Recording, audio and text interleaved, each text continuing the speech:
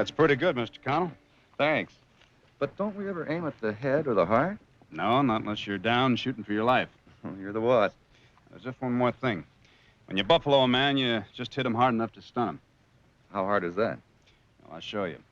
You don't put your whole arm into it. Break the skull that way. You just use a slapping motion with the wrist, like this.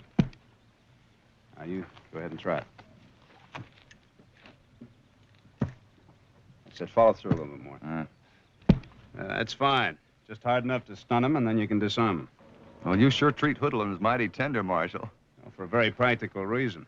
Most of the men we arrest have friends. Occasionally, they have big outfits behind them. If the law gets rougher than necessary, we could have a small war on our hands. I will swear you in this afternoon, Mr. Connell. Give you your gun back at that time. Thank you, Marshal. Thank you.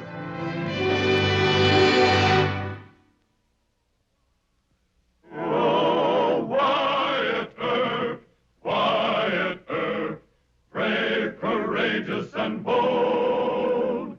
Long live his fame, and long live his glory, and long may his story be told. The Life and Legend of Wyatt Earp, starring Hugh O'Brien. Because he was opposed to brutality or vicious physical behavior as a matter of principle, Marshal Wyatt Earp had a long-established rule that his deputies must never use unnecessary force in making arrests. And when he hired Tim Connell, Wyatt expected him to follow the rule. Tim? Yeah, open up.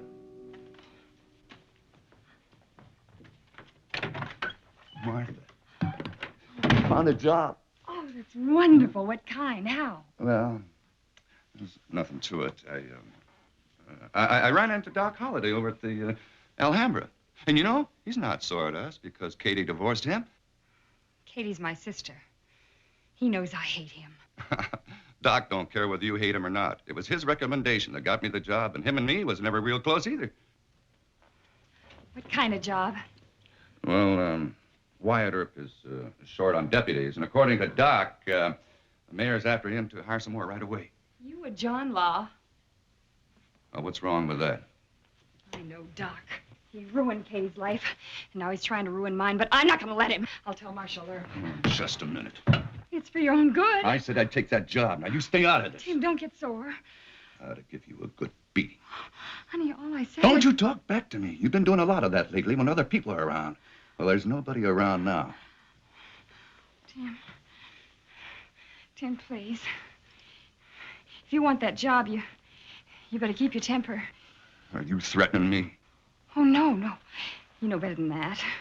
Then quit yapping. All right.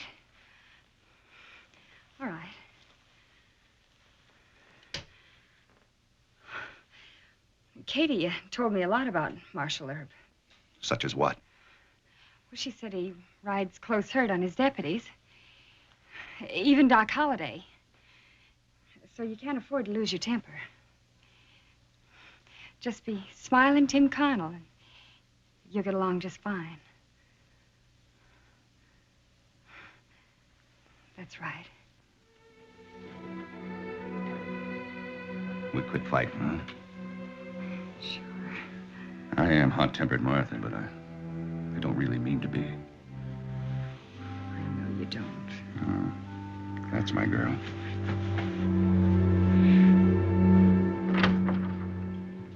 Well, how did my ex-brother-in-law make out? Pretty well. Fair hand with a gun. Seems to be a nice fellow.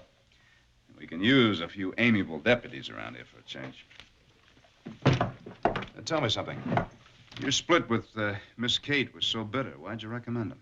That wasn't Connell's fault. Besides, you got me wrong. I'm not bitter. No? No. No, I was quite possibly the world's worst husband. As a matter of fact, I often marvel that Katie put up with me as long as she did. I gotta catch me a nap, lad. Hey, Doc. Yes? Are you friendly with your sister-in-law? Oh, no, we don't speak. She thinks I ruined Katie's life. Can't you kind of patch things up? Why? Connell's working for us now, and a man's wife can influence him. Why'd I have my pride? Besides, that Martha woman wrote me a letter stating that I was a disgrace to the whole state of Georgia. My home state is rather proud of me. I've never been indicted there. All right. I'll have a talk with Mrs. Connell. Help yourself, Wyatt.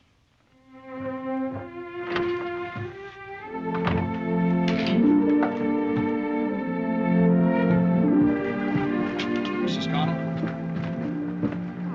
You must be Marshal Earp. Listen, I know how you feel about Dr. Holliday, but I hope for your husband's sake you won't let a family quarrel make trouble. Your husband's going to have to work with Doc. Then lecture Doc. He got you to make Tim a John Law just to punish me. Punish him? I don't understand. Mr. Connell wanted that job. And I didn't want him to take it. Doc knew that. How could Doc know? What turns you against the law, Mrs. Connell? You afraid Tim might get hurt? I just don't think you'll be a good deputy. He's... It's only a personal opinion. Goodbye, Mr. Earp.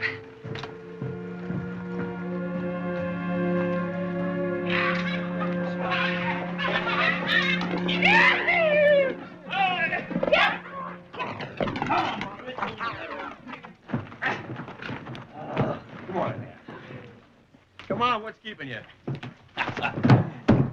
Whoa, France. What? Marshal Earp don't like horses tied that loose. They're apt to mosey around and up on the sidewalks. Oh? Yeah, Mr. Earp likes a clean town. Well, you tie him a little tighter, Johnny Law. Hold it! Now drop those belts.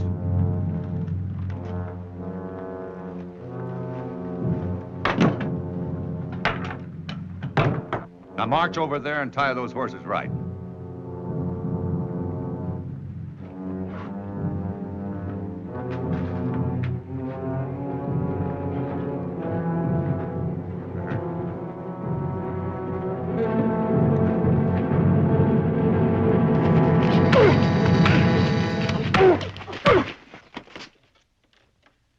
Wyatt? Mayor Plum? Dr. Goodfellow wants to see you in his office right away. What happened? Some cowhands from the Circle H. They're claiming your new deputy beat him up. Was Connell trying to arrest him? Well, he claims they were resisting arrest, but there's an awful lot of eyewitnesses who are saying that it was unjustified brutality.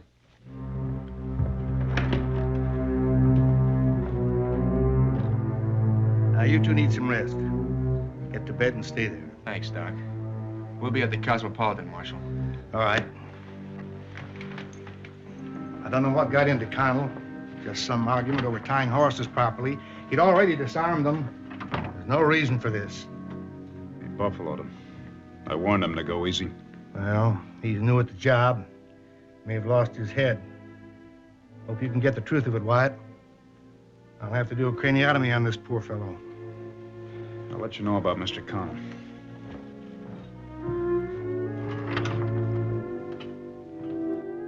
And, well, the biggest one made a grab for my gun. I twisted away and hit him on the head, just like you showed me, Mr. Earp. He has a fractured skull. Well, I didn't mean to hit him that hard. The other two were fixing to jump me. Oh? Did they jump? Yes, sir, they sure did. This is a fist mark, Mr. Clum. What? Mr. Mayor, aren't you asking too much of this man, his first time on the job? Ah, maybe so, but... Tim just wasn't thinking. I know he shouldn't have argued with three tough cowboys about a minor infraction of the law, but once in the fight, I don't know what he could have done about it. I agree, Mr. Mayor. If you want a full-scale investigation before the council, that's your privilege. That's exactly what I want, Wyatt. Meanwhile, Mr. Connell here should be given an official reprimand and warned to avoid any excess zeal in the future. Now, Zach Herrick of the Circle H is going to be knocking on my door in the morning. I'll explain to him what we're doing about all this. I just hope he doesn't make any trouble. Good night, gentlemen. What I said to the mayor was for the record. Personally, I think you enjoy beating up unarmed men. Oh, no. Doc. Ease off now, both of you. Not gonna have any family rows in this office. Now, Connell, I'm giving you another chance. My deputies are entitled to a first mistake, but not a second one. Yes, sir. Now, you and Doc go on patrol together until you're relieved. And I don't want our dirty laundry aired in the streets.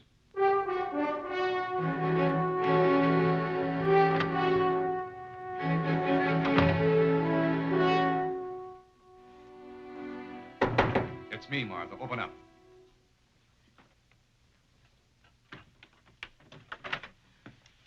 Your face. Oh, it's nothing.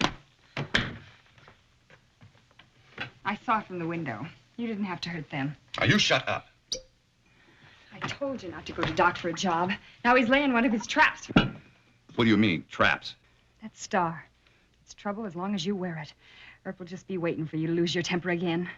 Can't you see what Doc's trying to do? Martha, I need the star. He's trying to get you sent to prison to get back at Katie and me. Look, Martha. Those cowboys I had to fight with were from the Circle H. They're a large outfit and they'll come after me. But they won't shoot at a lawman because if they did, Earp, Doc, and the other deputies would have to help me. What good is that if you get shot? Wait a minute, I got an idea. Maybe I can put the blame on Doc. Get Doc Holliday in trouble? That's right. Oh, Tim, if you can get Doc in trouble, I'll help you. I'll do anything to get him. Anything. 3 of my boys beaten up, 1 near death, and all you can do is reprimand the deputy, huh? We're still working on the case, Mr. Herrick. I want that Connell fired, right now. You know I can't do that. Mayor Clum is gathering eyewitness reports for the city council. Connell's entitled to a hearing. Typical cover-up. Now, let me tell you something, you... That's enough. Oh, it is it? Well, I'm still going to tell you exactly what your deputy is entitled to. A grave in Boot Hill, and that's what he's going to get. Mr. Herrick, get out. Listen, Doc, you better tell him that I mean what I say. Eric does mean it, Wyatt. He's already sent for Jack Renfro, that Texas gun who's been riding with the Clantons. Renfro? Eric's boys just told me. Well, I figure they'll know Connell in St. Louis. You said that that's where Martha met him? That's right. I'll get this telegram off then. Where's Connell now? In his hotel with Martha. Deacon, I don't suppose you'll take my advice, but I think you should fire Connell and get them both out of town. And knuckle under this Circle H? Wyatt, after the operation on that cowhand last night, Dr. Goodfellow and I had a real long talk, and we came to the conclusion that Connell is a sadistic, vicious personality. Insane? No, much worse than that. Logical and amiable on the surface, but brutal and deadly in his true character. Has he done anything like this before? I don't know about that, but Martha married him and Katie married me. A weakness for scoundrels must run in the family. Well, I promised Connell a second chance. You keep an eye on him. Let me know if Herrick's gunslinger gets into town. I should have an answer on this in a couple of hours.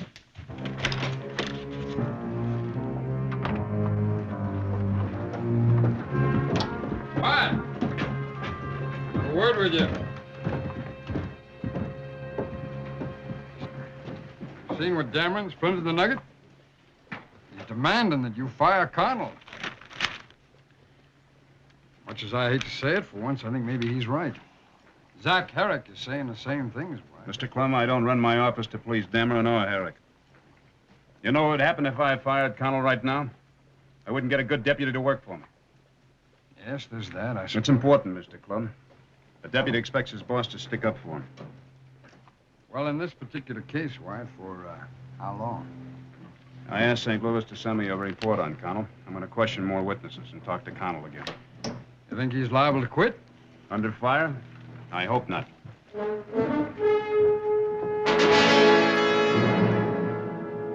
Why waste a good breakfast, honey? This paper wants Earp to fire you. Quit worrying. Here he is. Oh? Well, good morning, sir. Good morning. Can I buy the marshal some breakfast? No, thank you. Mrs. Connell? Hello? Oh, now, Martha, is that any way to treat my boss? Something she read in the paper didn't agree with her. Sit down, sit down. Thank you.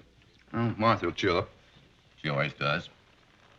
That's right, Angel. Smile for Mr. Earp. She's real pretty, ain't she? Yes, she is. She reminds me of Miss Kate. I wish you'd make friends with Dr. Holliday. That's just what I've been telling her. It's important, Mrs. Connell. No. I'm sorry. Excuse me. Oh, hey, now. That's all right. What I have to say might worry her. Well, I don't let nothing worry me very much. Good.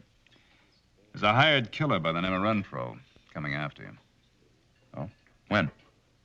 possibly tonight. I want you to stick close to Doc on patrol. One of his hoodlum friends might be able to tell us where Renfro's likely to be. Do we kill Renfro? No, we arrest him. Oh, I'm mighty glad to hear that. No more rough stuff, huh? Oh, so help me, Mr. Earp. I've learned my lesson. Fine. Doc will pick you up here for your patrol. Maybe by that time we'll have an idea where Renfro is. You're a real friend, Marshal.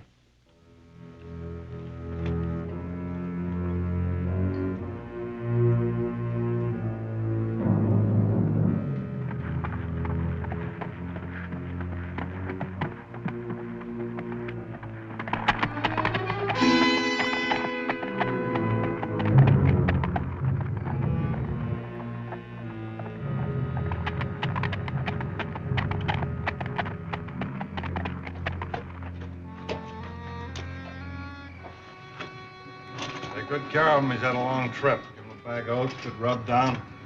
Easy on the water. Get back.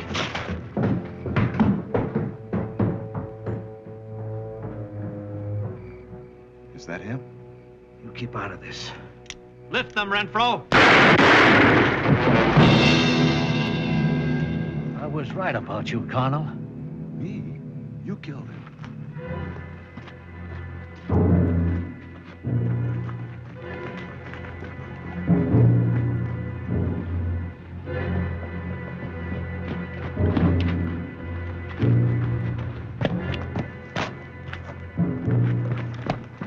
Marshal Earp? I saw everything. I'll be right down.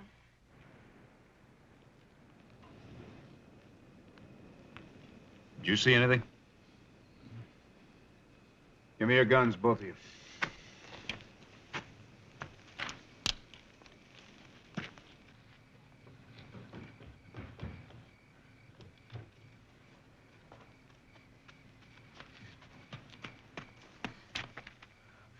Is it bad?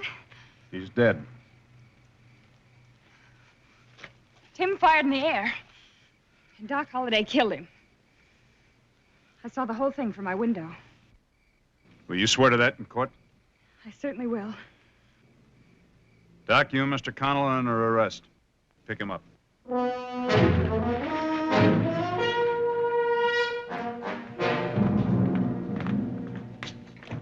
Come in, Marshal. Thank you, Mr. Spangenberg. I am in a hurry. You have broken one of your guns, Marshal? No, I want a ballistics comparison. You still have the Pinkerton circular and ballistics? Yes, in the drawer. Good. This is a bullet that Dr. Goodfellow took from a man that was killed at the OK Corral tonight. I want you to fire cartridges from both of these guns into a sandbag. You remove the bullets and compare them with that slug. I've tagged both of the guns A and B. I do it now? Please. Judge Spicer's having a preliminary hearing at 9 a.m. Better I fire the guns into a bale of straw. All right, you use your own method. Judge Spicer knows you're an expert on guns. You do not want to watch this? I trust you, Mr. Spangenberg. I have another important job to do. Good night.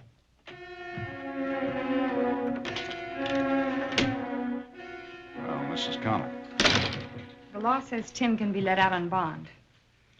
Not tonight. I can hold him 24 hours on my own responsibility. Are you holding Doc Holliday, too? Dr. Holliday is a sick man. Should sleep in a comfortable bed. He's also your friend. And you're trying to put the blame on Tim. Doc didn't shoot Renfro in the back. I saw him. And you're lying. Doc doesn't have to shoot anybody in the back. He's too good with a gun. If he wanted to kill Renfro, all he had to do was to have him turn around and draw. So you say. Mrs. Connell, I didn't intend to show you this telegram, but it's obvious that you still mean to testify against Doc. Here, read this.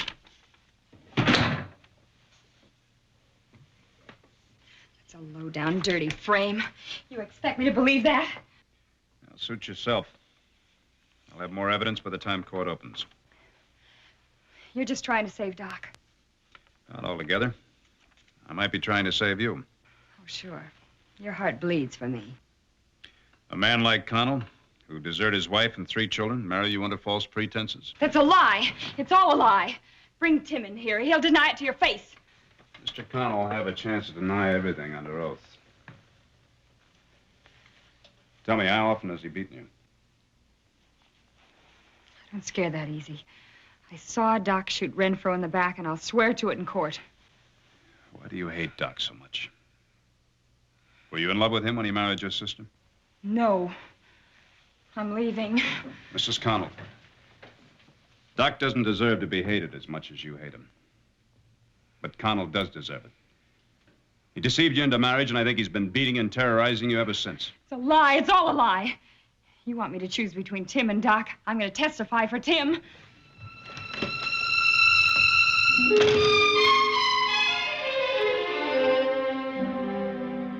This is the bullet that killed Renfro, Your Honor. Now, I wish you would compare the rifling marks on it with this bullet fired from gun B.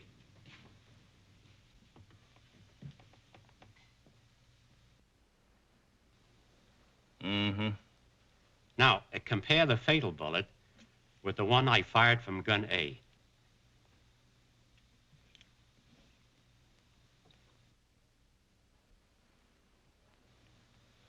Well, the gun B slugs are marked like the bullet which killed the deceased.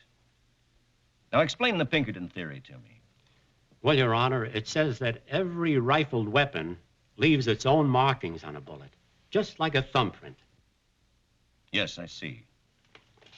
Your Honor, the gun in Exhibit B was fired by Mr. Connell. The gun in Exhibit A belongs to Doc Holliday. That's a lot of bunkum. My wife saw Doc shoot Renfro. Now let her testify. Order. Sit down, Mr. Connell. You may be excused. It's an ingenious theory, Marshal Earp, but it has not yet been ruled as permissible evidence. The court must hear from Mrs. Connell. Yes, sir, but I think that Your Honor should look at these telegrams first.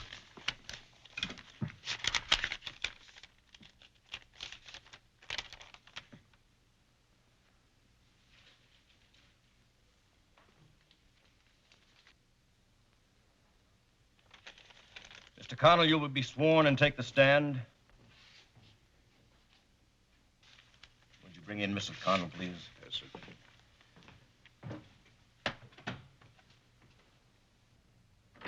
I see.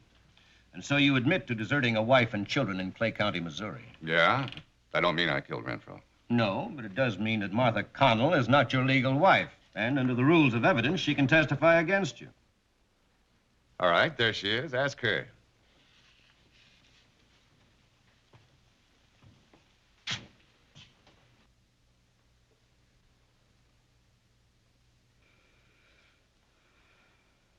Doc Holliday fired in the air. Tim shot Renfro in the back.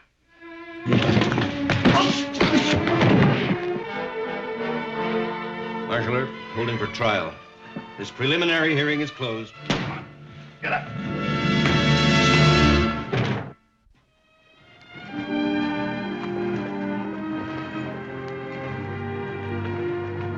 Doc, least you can do is thank her. I suppose so, but I gotta do it nastily. So she'll keep on hating me. Hating? I think she's been secretly in love with you all these years. You think so? Yep. Just a minute.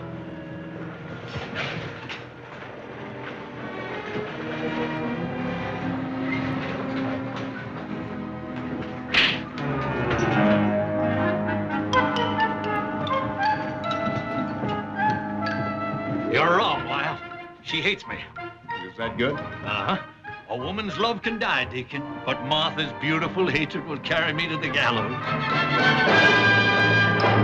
Well, he cleaned up the country, the old Wild West country. He made law and order prevail. And none can deny it, the legend of Wyatt forever will live on the trail. Oh, Wyatt Earp, Wyatt Earp, brave, courageous, and bold. Long live his fame, and long live his glory, and long may his story be told. Long may his story be told.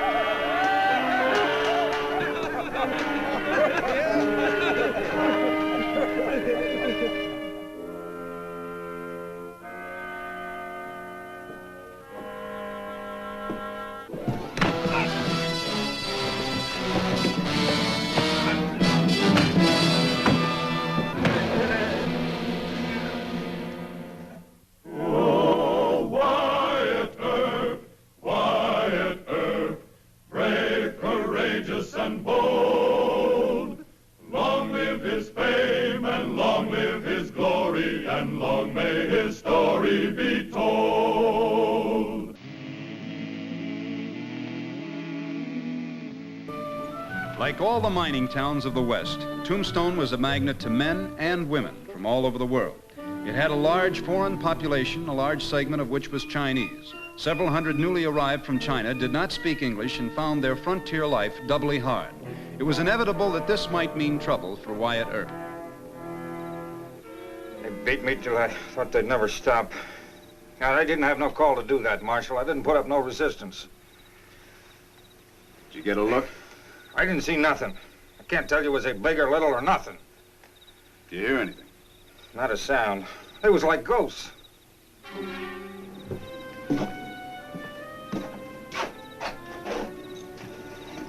don't see nothing back here, Wyatt. Bring that lantern over here. What do you make of that? It's a funny kind of ring. Hey, that's Chinese writing on there, ain't it? Sure is. Now we got something to go on. You think there's Chinese? Well, that doesn't seem likely. Never have any trouble with them, usually. Yeah? I'm gonna find out where that ring came from. How you gonna do that? There's one person in this town that knows everything there is to know about every Chinese living here. China Mary? That's right. Yeah. Not only knows them, but runs them like a queen. Well, will she tell you anything? Why not? Well, Wyatt, you know she's got her fingers in a lot of things that ain't exactly legal. All the more reason why she doesn't want any trouble with the law.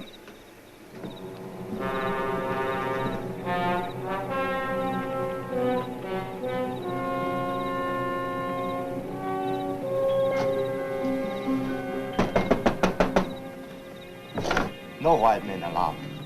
Wait. I want to see China Mary. No Mary. I'm Marshal Earp. Now you go tell her I want to see her. You wait.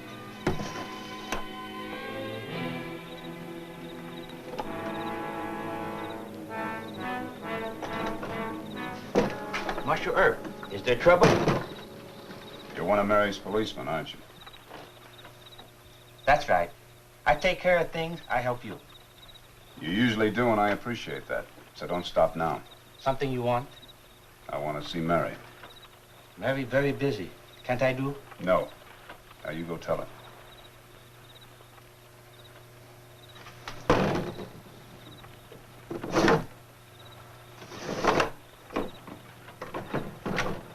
You come.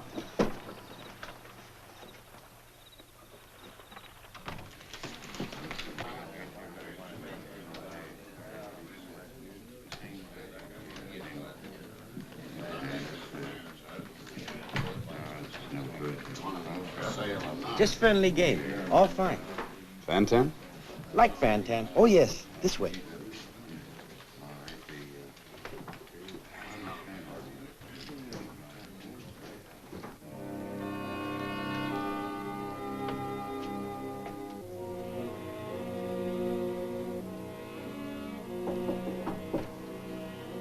Yep, lie.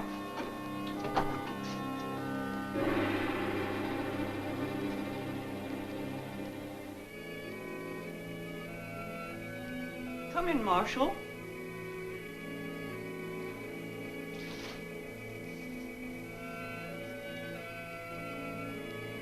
You've never been here before, have you, Marshal? Usually you send for me. You have quite a place here. Oh, it's not San Francisco or Hong Kong. You would take tea? No, thank you. This isn't a social visit. Moi Talo.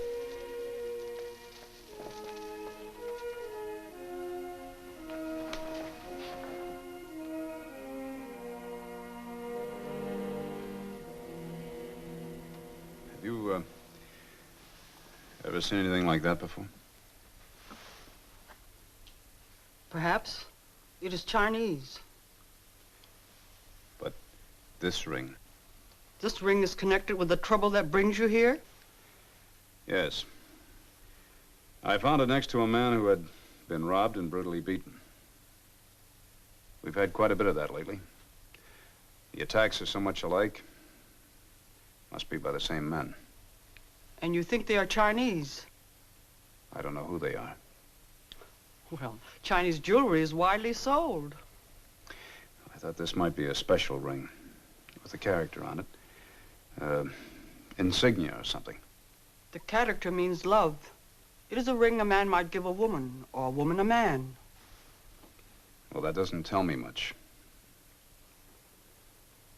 But I have a hunch they were Chinese. Why?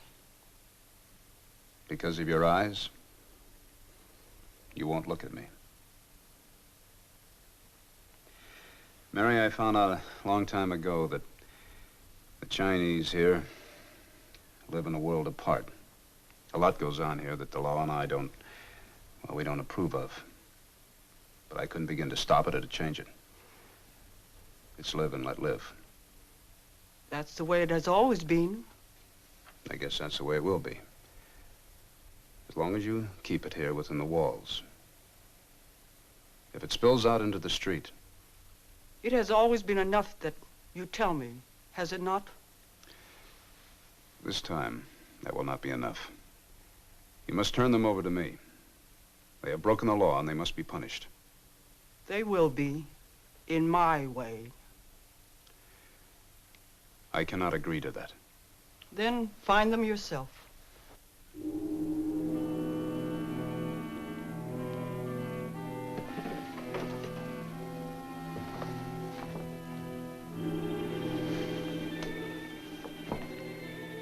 I will need the ring.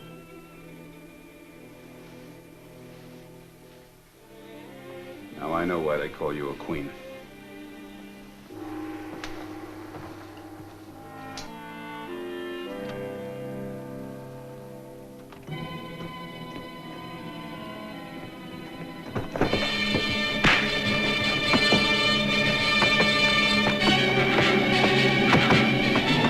Hey there, stop that. What are you doing?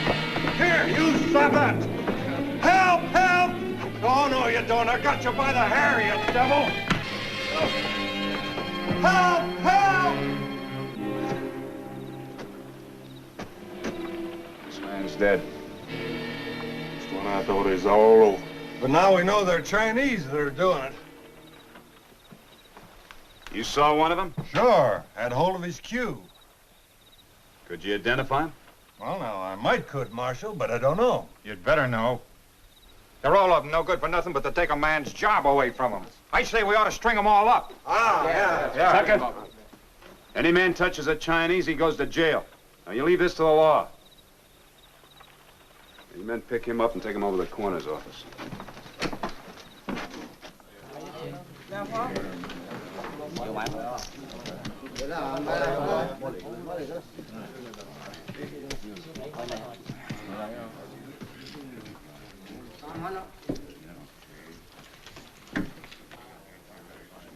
Sit down, Mr. Earp. I know why you're here. You heard already, I should have known you would.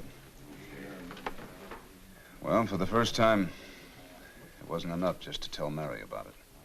No one is perfect. This time it's serious. For one thing, it's murder. For another, the townspeople know that the attackers were Chinese. You know what that could mean. You think that Mary can no longer control her people. But I'm sure this was not done by those who did the others. Why? I'm sure that's all. Well, I'm not. Maybe there's someone who defies your authority. And I want to know who it is. A Tong, maybe? One of the 6 companies? Or just a group of young rebels?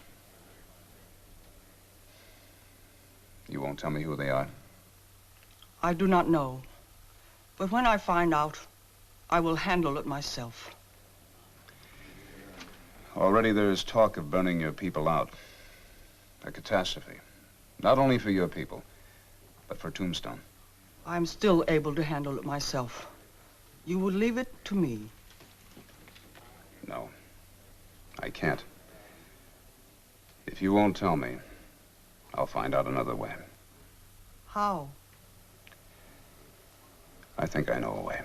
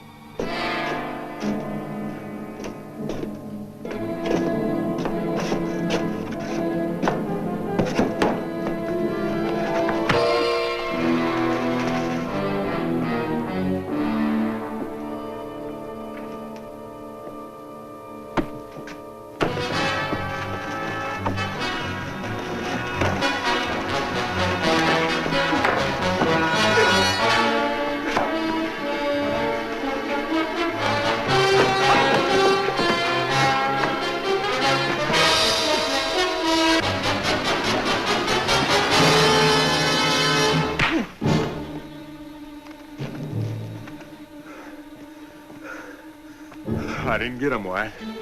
It's like hunting a black cat in a barrel. They just melted away. I never seen them. Yeah, we got one of them anyway. Good. Come on. You tricked me.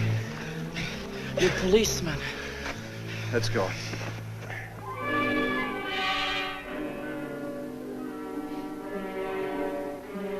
Is he the one, Mr. Ferguson? I don't know. All right. I'm sorry, but I can't say it was when I ain't sure. Well, I'd rather have you be that way than like Tucker, ready to string up anybody just because their eyes are a little different. Thank you anyway. Marshal, let me go. You can't hold me. You attacked me and tried to rob me. Marshal, you are mistaken. I was walking along a dark street and I bumped into somebody. And I thought I was being attacked, so I fought back. That is all. And was that all the other night when the man died? You cannot connect me with those robberies, nor did I take money from you. I think you have no evidence. Don't be too cocky. And don't underestimate the law. You're in trouble, my friend. I just don't forget murder. Now, you take some advice. You talk. Maybe you'll save yourself from the worst of it. Hanging. They'll probably do that sooner or later, Marshal. Trial or no trial, murder or no murder. I understood that a long time ago.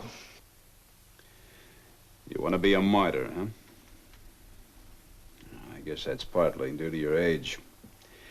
A lot of wet-nosed boys have ideas like that. You want to say something? No. Nothing. Were they all boys like you? Did you work for yourselves or did you work for somebody else? And why'd you do it? Because of the money that you got for robbing or the fun that you got from beating? Did you do it for hate or for greed? What do you think, Marshal? I think that money only appeals to grown men. But revenge? That's for wet-nosed boys. Why, you... Let me see that ring. Open your hand. Where'd you get that? Shotgun? Take a look at this. Who gave it to you? Must have been Cheyenne Mary, White. Maybe she gave it back to him. Unless, of course, there's more than one. Oh, I doubt it. This is handmade. We'll find out soon enough anyway. Open the door.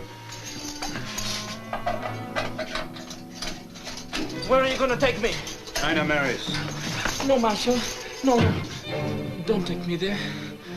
All right. You think you're going to be sent back to China? Don't worry. You won't get off that easy this time.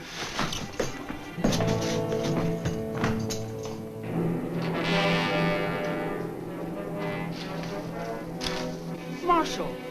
I'm sorry to disturb you again, but you know this boy? Do you know him, Marshal?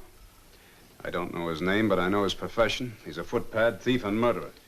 His name is Lee Kung, and he is very young. He's not so young that he doesn't know it's wrong to attack another man, to rob, beat, and kill him. Are you sure this boy has done these things? Yes, I am. How can you be sure? Because I set a trap for him, and he fell into it.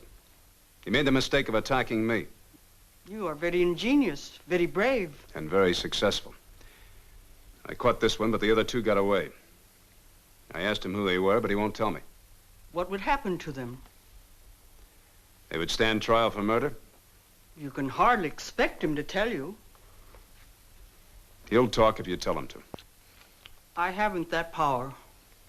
I thought you were the boss around here. Not with him or his friends. He does not approve of me. Why should I? Are you something to be proud of? Wait a minute. Do you know what she is or what she does? Do you know where the money comes from to buy these rich things?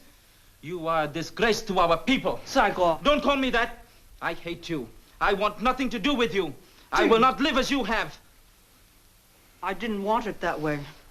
But do you know what you are doing? You bring yourself to ruin.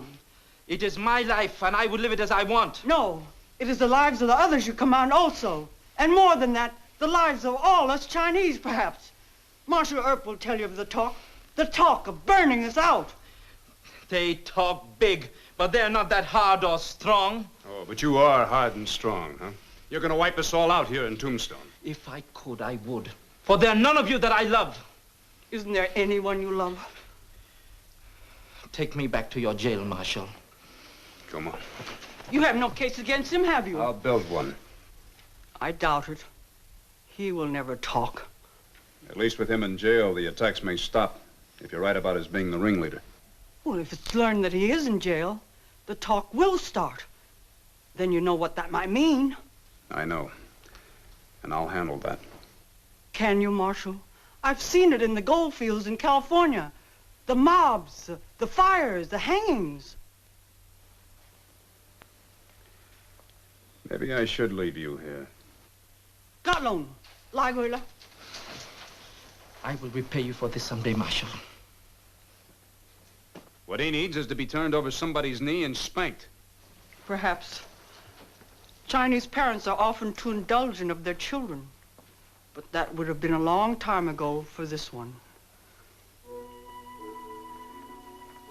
I've never known you to be soft before.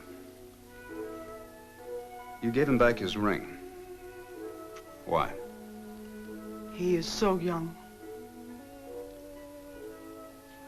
Are you going to be soft now? Or will you send him back to China? I will decide. You said that ring meant love. Could it be given by a mother to her son? It could. Did you know his mother? Yes. She had great hope for him. She worked very hard to give him the things she never had. Everything he wished. Perhaps it was too much. No, Marshal. Not enough. She could not give him his honor.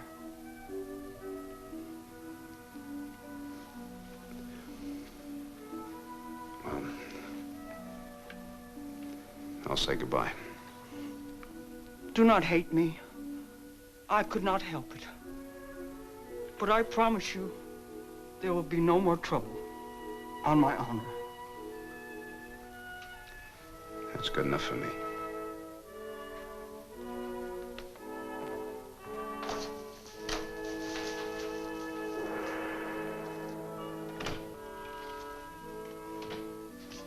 Well, howdy. Howdy. Say, you're one of China Mary's policemen, ain't you? Well, I guess everything worked out all right. We ain't had no trouble in the last couple of weeks. Of course, we still got an unsolved murder on our books. But that ain't the first here in Tombstone. What can I do for you? Mr. Marshal Earp, please. Well, he ain't here right now. Any messages? You tell him Mary sent me. He look out. Look out for what? Lee Kung, get loose. Come to find Marshal. Kill him. Kill him? You tell him, huh? That's for sure.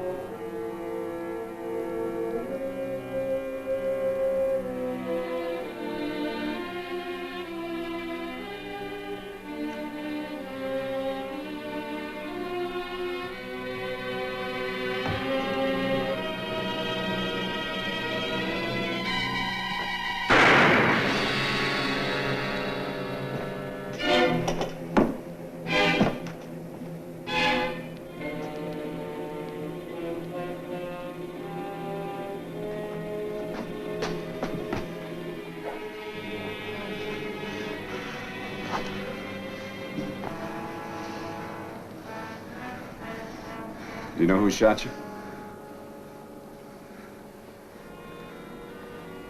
You were going to kill me? Why? Why did you want to kill me? You were only one who knew about China. Mary. That she was your mother?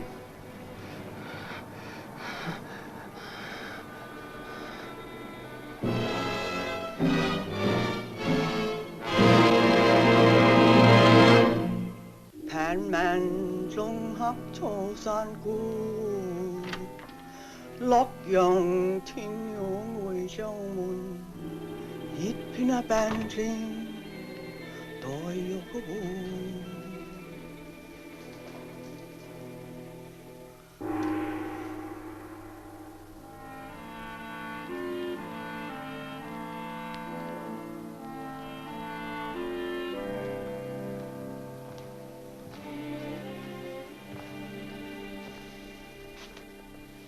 Mary, I don't suppose it's any use for me to ask who killed Lee Kung. Is it not better for one foolish boy to die than for all my people to pay for him? Maybe it was justifiable homicide. I'll probably never find out anyway. I hope I don't. The body will be brought here, please. Yes. This was the only thing of value. Would you see that his mother gets it? Yes. Thank you.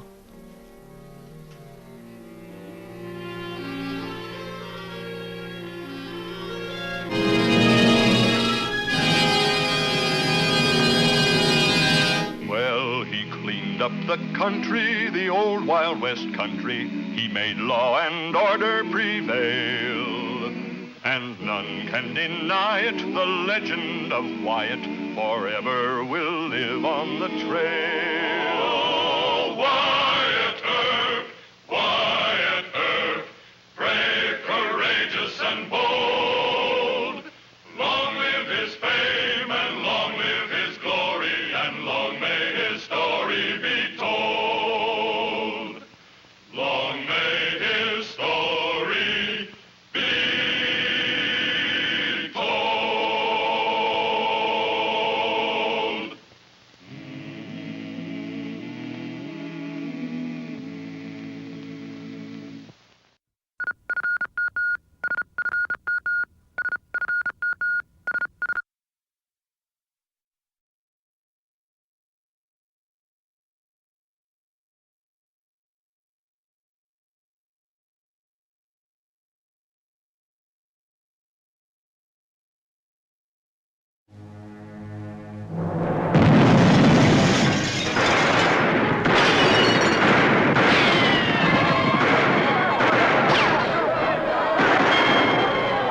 Marshal Earp disliked working with the posse, and he avoided it when he could.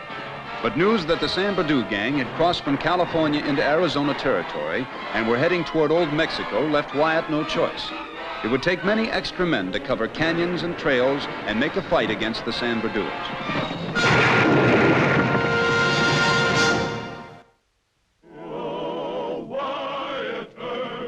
Wyatt Earp, brave, courageous, and bold. Long live his fame, and long live his glory, and long may his story be told. The Life and Legend of Wyatt Earp, starring Hugh O'Brien.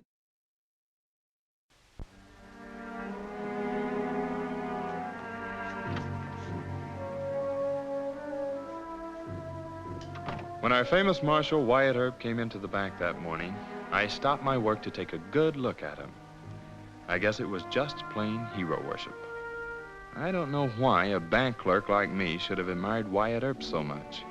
He was a tough man, wearing guns, and I couldn't have envied him his job or the dangerous life he led. Marshal Earp, this is Harley Smith. How do you do, sir? How do you do, Mr. Smith? Happy to know you. I think Smith was on the wrestling team or something like that in college, eh, Smith? No, sir. I boxed and played some rugby football. Can you shoot a gun? Well, I shot some quail and some rabbits with a 12-gauge. I wish the bank had someone more experienced. Mr. Smith will do fine. Real fine. You get into your hunting clothes and be over at my office at noon, huh? What the... Marshal's organizing a posse. Catch a gang called San Bernardino boys headed for the Mexican border. Of course, we're assuming you'll volunteer. But if you don't want to go... No, sir. I'll be glad to go. Good. Mr. Bradshaw would like the bank represented.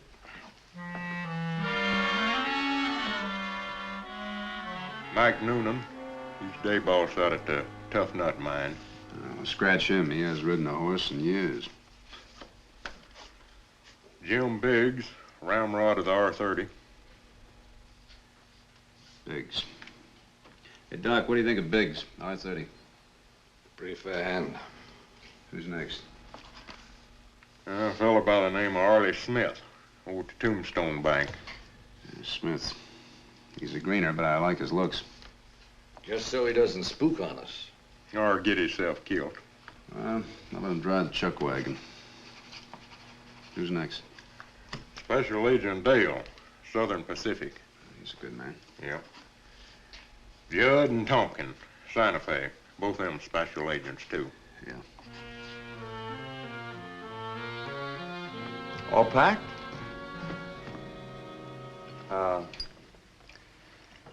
I won't need my shaving things, huh? You don't know what you'll need. You don't know anything at all about this posse business. Well, I'll get told. Wyatt Earp will see to that. There's nothing to cry about, Martha. He didn't need you. If he didn't, he wouldn't have asked me. Arlie, you'll get hurt. I have to go, Martha. The bank expects it of me. And I expect it of myself. I'm sorry. Go on. Get started now. That's my girl. I'll be all right here with Mrs. Williams.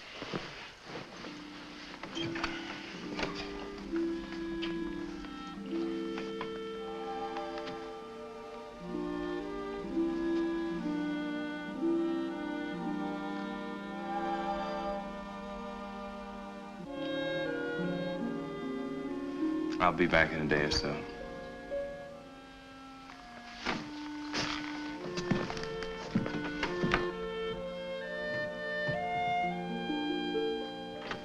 Now, you're carrying your own Winchester and a Colt 45. You're gonna need a good saddle for a long haul. You tell Mr. Gibbs to fix you up, Mr. Jennings. Mr. McNerney? Yes, sir. Dr. Holliday says that you know the Santa Cruz River country between Madero and Nogales. Yes, sir. I've been hunting down there for 15 years or more. Good. You take this Army map and lay out a trail for us, huh? Yes, sir. Marshal, we need plenty of 45 cartridges, too. We got it. Put it in the box, huh? Now, I've decided to split the posse into 3 groups, Dr. Holliday, Mr. Gibbs, and myself. Is that all right with you? That suits me, sir.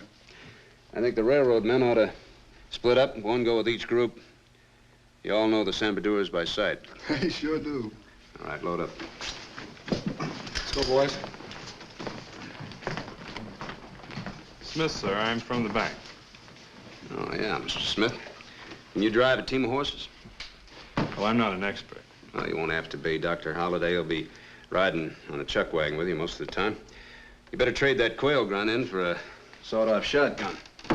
You load it with buckshot. Yes, sir. The ammunition's already loaded. You'll be responsible for that and the canteens. Anything else, Marshal? I almost forgot. Dr. Goodfellow's loading up the medical kit. You go on over to the hospital and pick it up. Yes, sir.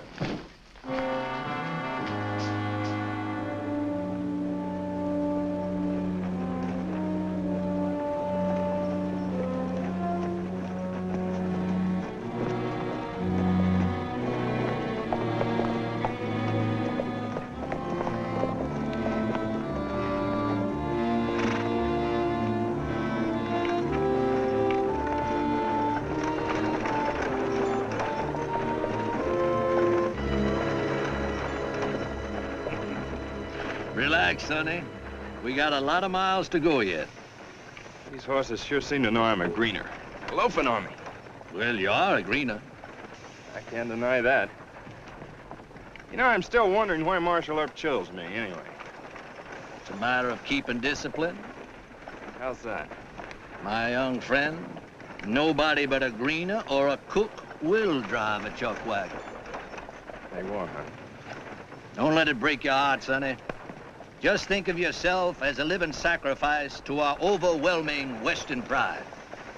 In return, Deacon Earp, Shotgun Gibbs, and I will try to make sure that you're not a dead sacrifice. Ooh, slow them down.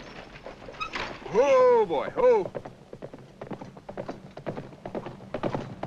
Oh, boy, oh. Easy, easy. You getting the hang of it, Mr. Smith? Yes, sir. Fine. Come on up, will you, Doc? Trouble up there, Wyatt? I run into a couple strangers. They claim to be special agents for Southern Pacific. What do Dale, Judd, and Tompkins say? Well, Dale doesn't know them. Gonna check with the others. You stay here, Mr. Smith. Well, it didn't exactly break my heart to discover why Earp had picked me to drive the chuck wagon. But I felt disappointed. I guess I had expected to be galloping a horse in a swirl of dust with 245s in my gun belt. Halt! Halt! He's mine! Hold it! Watch that gun!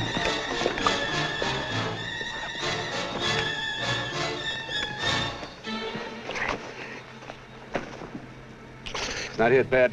Go get the medical kit.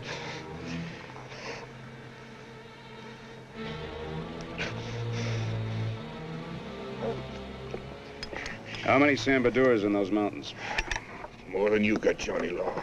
Where are they? You find them. A couple of men put them in the chuck wagon. Mr. Gibbs? Come on. Your detail's gonna have to bury the other one. If you do that, come on back and guard the chuck wagon. The rest of us will go on ahead. All right, sir. Boys, grab them shovels. Give me a hand. Come on up. Mr. Earp, Yeah? will you tell me what happened? All right, Mr. Smith. A couple of Sambadouras tried to pose themselves as railroad detectives to throw us off the trail. The other one's dead. You go give the boys a hand.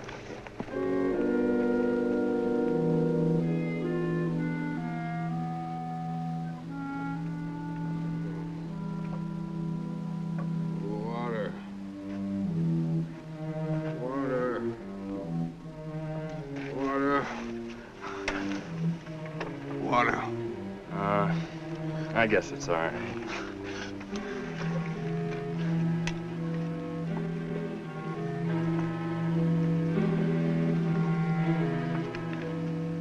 Cut that out, son.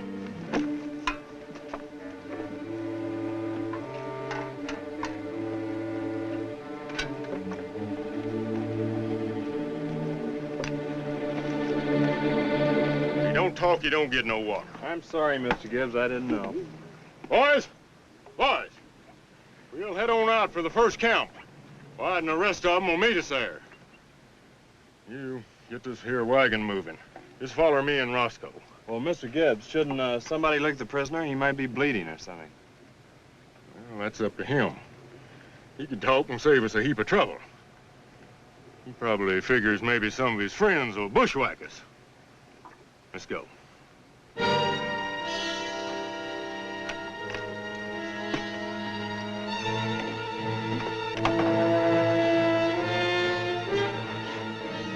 All right, let's move out.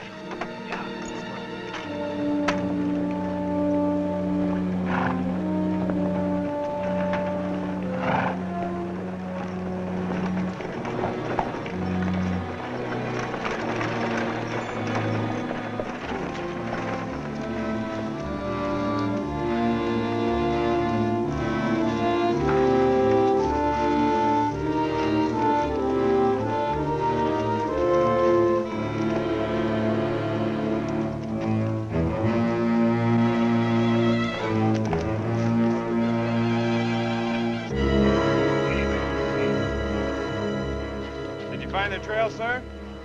Yes, we did. We'll probably head for the Santa Cruz River. Means we gotta cross Razor's Back. It's a rough road. Mr. Gibbs will drive until we make camp. Yes, sir. How's our prisoner? Well, he keeps asking for water, but Mr. Gibbs said not to give him any. That's right. When he gets thirsty enough, he'll talk. Well, how many boys you figure they got? Oh, not more than a dozen in the main party. But they may have split up. You think they'll turn on us? Not before dark. And keep those horses at a walk. I'm burning up. I need some water. You ready to talk? I don't know nothing. Well, then you stay thirsty. Move 'em out. Here, boy!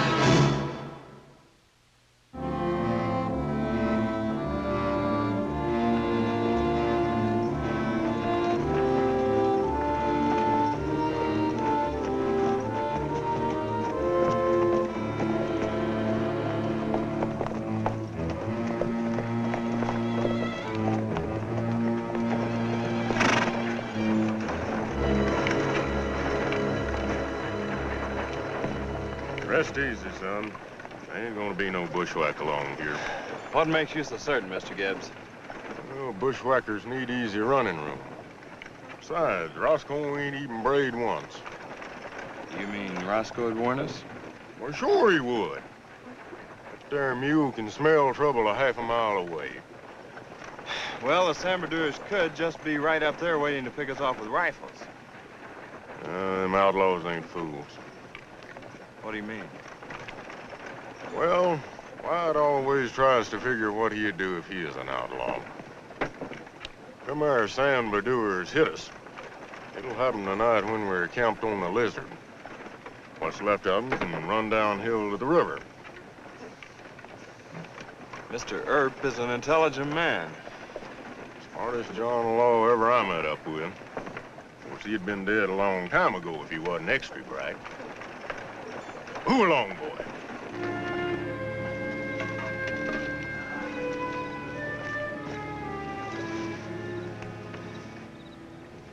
Water. Mr. Smith, bring me that canteen. Water. No fooling. You ready to talk? Talk. No. We can wait. Mr. Earp. That was rather cruel, wasn't it? Hunting outlaws is a cruel business, Mr. Smith. The Sambadou gang murdered 17 people in California. You give them the chance, they'll wipe us out. Yes, sir. You get yourself some supper. You come back here and stand guard duty until midnight. The Sambadouers may decide to hunt us.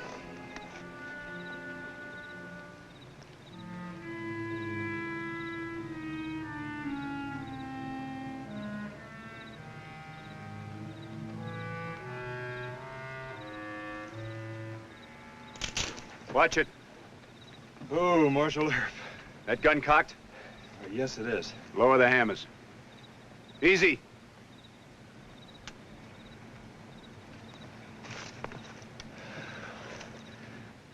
We don't carry our guns cocked, Mr. Smith. A man could stumble and hurt himself or shoot a friend. Yes, sir. Now, you turn in and get some sleep. Mr. Gibbs will take over. Is it midnight yet, sir? Just about. Oh, Marshal, if it's just the same to you, I'd like to stand the full watch. Watch it! Keep down!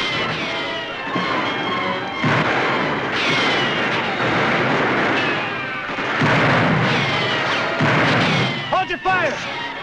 Shotgun, take the left draw. Doc, take the center. I'll take the right.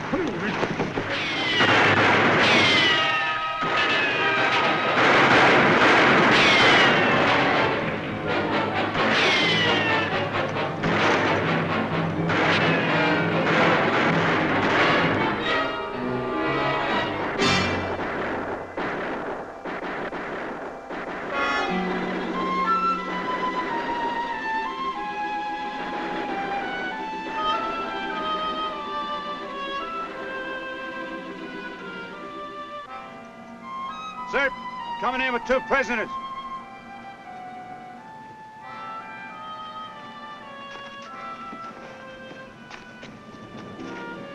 Lie down. I said lie down.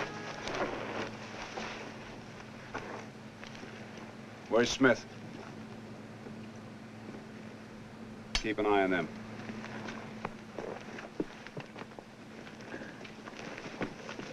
Well, boys, look what we got here.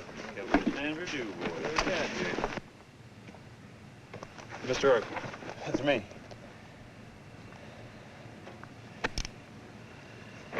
Thought you were gonna watch the chuck wagon. Yes, sir. I'm sorry, but I got scared and ran away.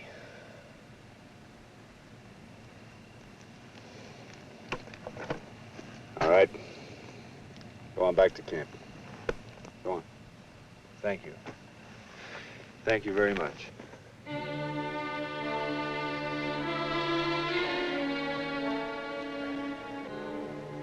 Deacon? Deacon? Yeah? So far, we've killed 5 and captured 3. I suppose it has occurred to you that there are Sambadouers scattered all over these mountains. Just have to take them as we find them, Doc.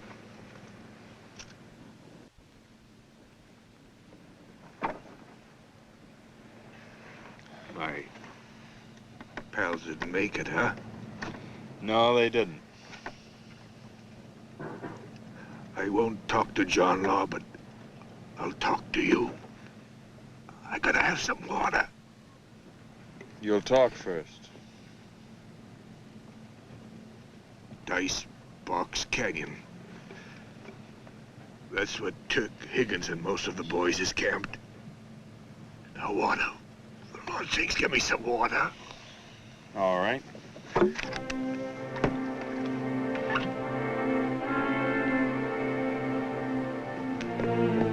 Hey, not so much at once. You won't keep it down. Mr. Smith! I told you not to give him any He water. talked. The main gang is in a place called Dice Box Canyon. All right, give him all the water he wants.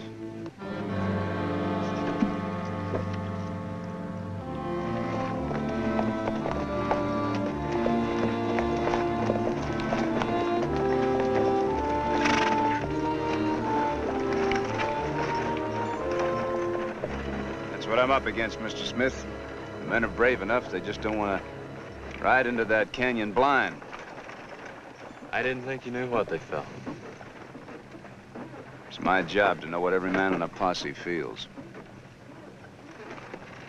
Say, why don't you let me go in there and take a look around? You? Sure, I'm the logical choice. Well, if I'm caught, they take me for what I am, a greener, not a John Law. You could fix me up with some pots and pans and shovels, and I'd look like a greenhorn prospect. There's quite a risk to it. I won't run out on you this time, Mr. Herb. You've done your running, Mr. Smith. I'd bet on that. Thank you, Marshal.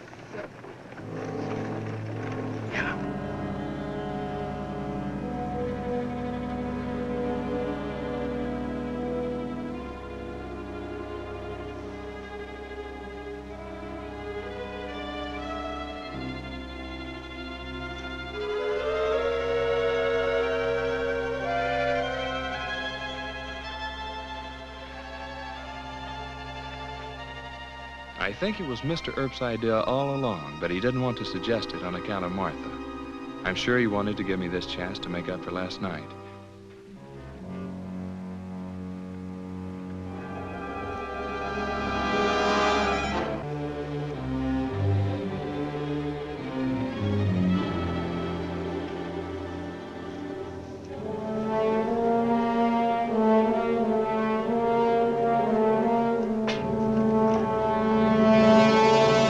Marshal, we better hurry. They're breaking camp.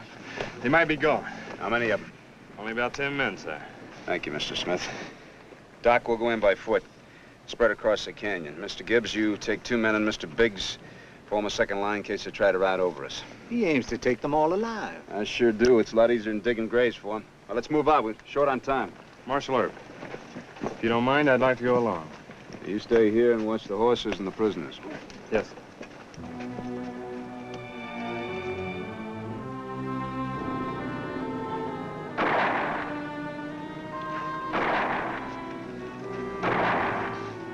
Lot to do about nothing, kid. Turk and the boys already got away. How's for some water, kid? Not until it's over.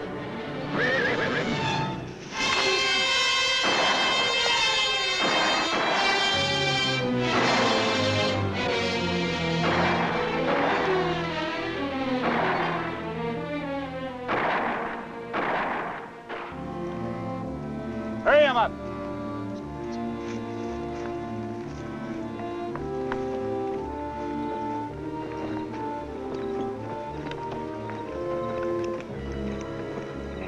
Four men dead.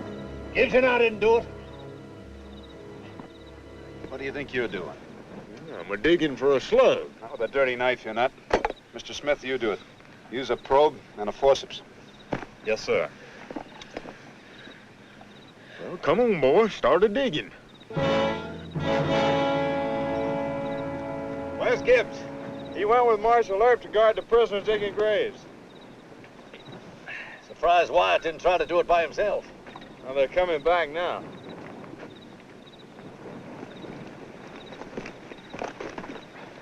Get off that leg. Ride in the wagon. Yeah, I believe we will. Get up there. You need some water? Not right now. Let's get out of here. It's bad country after dark.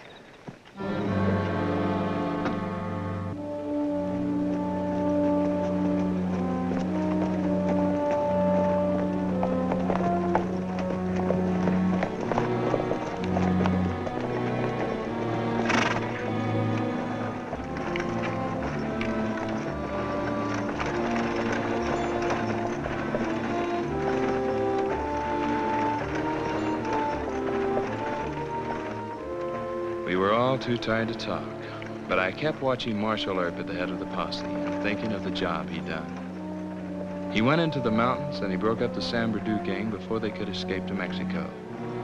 He was under fire 3 times. I kept thinking, where and how do we find men like him?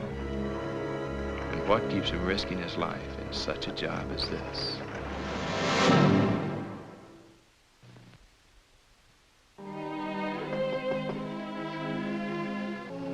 Just a moment.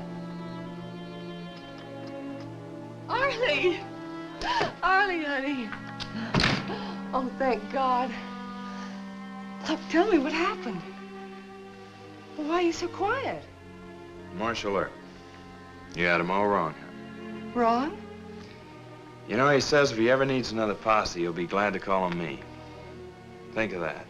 Me riding with Wyatt Earp.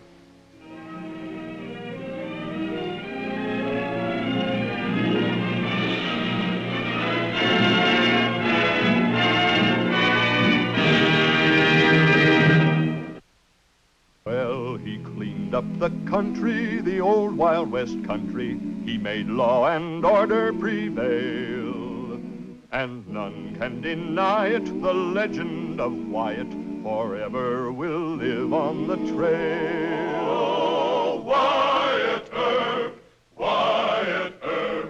brave, courageous, and bold. Long live his fame, and long live his glory, and long may his story be told. Long may his story be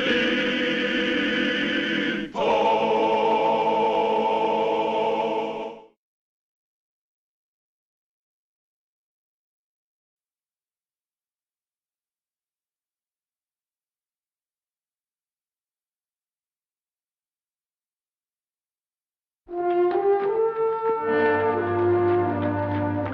Some mighty fine horses, Mr. Beamish. Not bad. Your price is too high. Too high? I'm not making a dime on them. Howdy, Marshal. The name's Jenkins. Tom Jenkins. Howdy. Mr. Gibbs, check those horses against your list. Anything wrong, Mr. Earp? No, just routine. I just bought the corral last night. My first day in business. Hey, White. Two of these horses is from the Bar X strain. Take a look at that. Where'd you get these horses?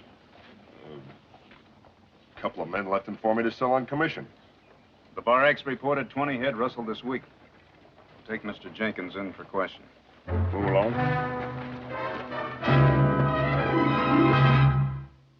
Oh, Wyatt Earp, brave, courageous, and bold. Long live his fame, and long live his glory, and long may his story be told. The Life and Legend of Wyatt Earp, starring Hugh O'Brien. John Behan, sheriff of Cochise County, had long been a threat and a danger to Tombstone because his interests were tied in with the outlaw empire old man Clanton had built in the territory. Then one day, Behan made the mistake of tangling with Clanton, his boss and paymaster. I sent for you last night. This morning, I sent after you. I see you got his gun. I ain't aching to get shot in the back. What's the idea, Mr. Clanton? Take him in the parlor. You boys get on back to work. Spence, give me the gun. Wait outside. Now, Johnny. Mr. Clanton, I've warned you I'm the sheriff. And I'm not going to be breaking my neck riding out here every time you whistle. You're my sheriff, Johnny. But you don't own me. Yes, I do, Johnny. Mr. Clanton, just because I've done you a few favors doesn't mean you can push me around. Got paid, didn't you? Not enough for the risk I've taken. Johnny, when I buy a man, the least he can do is to stay bought. Now, the boys are tired of being rousted around, arrested by Wyatt Earp. You do something about it. If you can't, the boys think you ought to end up in the brush, nice and dead. Is that a threat? It's a thought. Take a day or so to run it through your head. No longer than that, though. Earp's caught on the man I'm using in Tombstone for a fence, and I got to make some other arrangements. But, Mr. Clanton, I've warned you to stay out of Tombstone. You'll never get set up there. Earp and his vigilantes are too strong now. They won't stand for it. I can handle my own business. You push along. But you could use Prescott or Tucson or Phoenix to unload. You don't need Tombstone. They'll just gun you down. Shut up. Now, you just start thinking, are you my boy? Or do I have to elect me another sheriff? Some fella don't scare so easy. But, Mr. Clanton, I'm asking you once again, stay out of Tombstone. No. No. Now, I want to hear from you by noon tomorrow. All my clocks keep good time.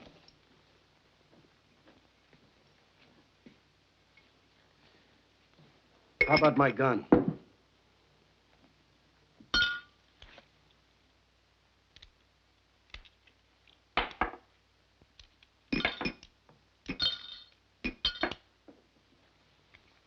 I wouldn't reload it around here.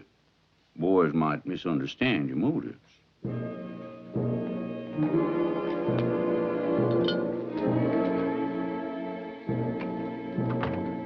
men who left the horses with me said they was old customers of James and Larson, the folks I bought the corral from.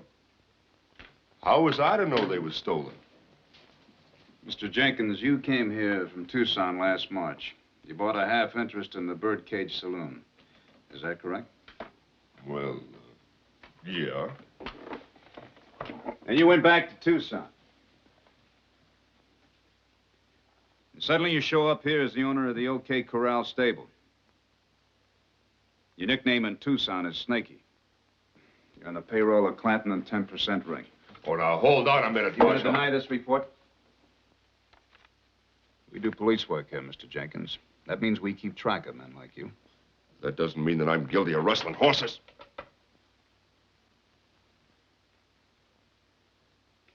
We're not very much interested in the horses. But we do want to know why Mr. James and Mr. Larson would sell the OK Corral to a man like you. Ask them. We can't. They done already left town. I'm asking you, Mr. Jenkins. It ain't no crime to buy a livery stable. Well, well, Snaky Jenkins. Howdy, Doc. What's he here for now, Wyatt? He bought the OK Corral. We caught him selling stolen horses. You want to waste time with Jenkins? I'll bring you a message from Sheriff Bean. Bean? Yes. We're holding him for further questioning. Lock him up. I ain't done nothing. I want a lawyer.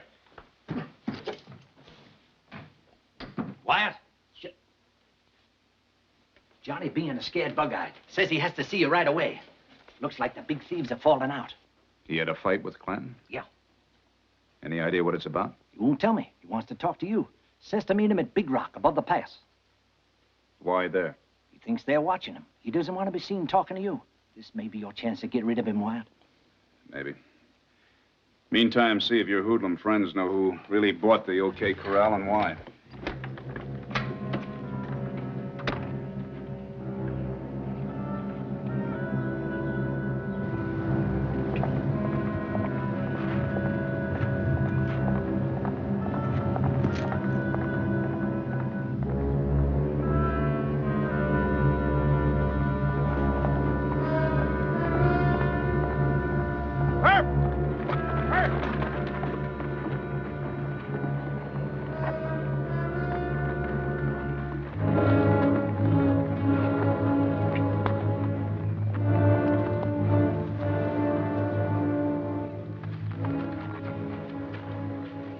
You'd come, Herb. Holiday wouldn't believe me, but I'm quitting Clanton. I've got to. Why? Because the old man's pushing and crowding me, and I'm getting in too deep. You should know this is on the level, Earp. Why else would I spill to you? You do seem a mite scared. Sure I'm scared. No man's moving into Tombstone, and he's out to get rid of you. Won't be anything new. Well, I just want to go on record first that anything Clanton pulls in Tombstone, don't blame me. I'm through with him. For how long? From now on. You know something, Johnny? I don't think you can afford to turn honest. It's not the money, Earp. You never did understand, but Clanton thinks he owns me. You aim to quit as sheriff? Just as soon as I can. You know, if you weren't so particular, I could get you elected in my place. Ryder's coming.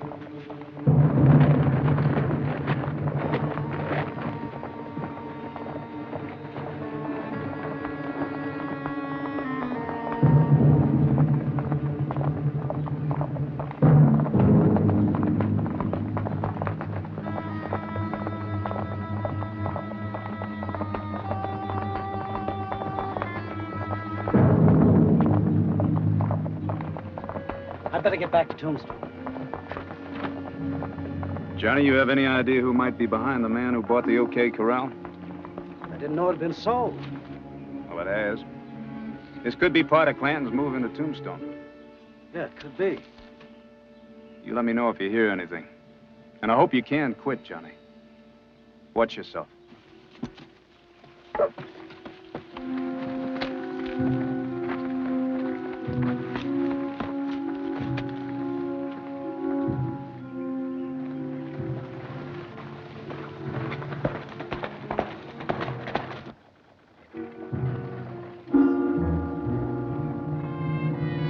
Marshal Earp!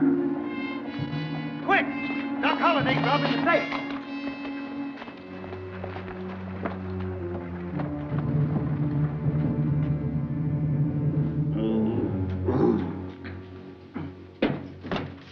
Doc, what in thunderation are you doing? He just busted in and slugged Mr. Kemp. You get Mr. Kemp over in another room. Fetch Dr. Goodfellow. Doc, you know you can't do this without a search warrant. It's a fait accompli, Wyatt. That's French for Holliday's done it. Take a look at this. Old man Clanton bought Snaky his interest in the bird cage. And Snaky turned around, sold it, bought the OK Corral and stable. What would Clanton want with a stable? I don't know. I'll go ask him. No. You stay away from Clanton. It's obviously a front for something. Yeah, especially since you ran Cy Morecambe out of town. Now old man Clanton's got to find himself a new fence to take care of the silver and gold he hides from those Mexican wagon trains. Yeah, but a livery stable. Well, maybe we can get some more out of Snaky Jenkins. Hold on, Wyatt. What did Bean say? He claims he's quitting Clanton. Gonna resign his job. Says he wishes he could get me elected sheriff. Bean going straight? What a fairy tale. We better work on Jenkins.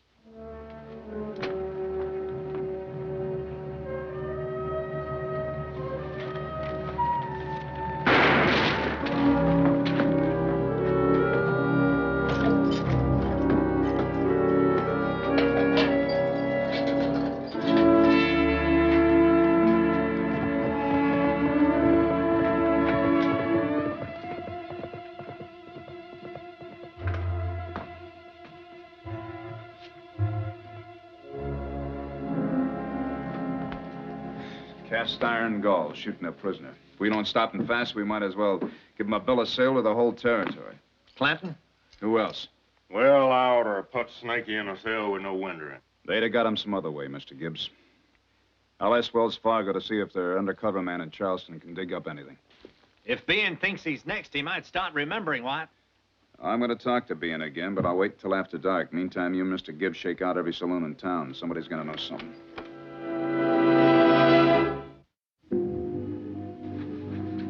See him yet? Nope.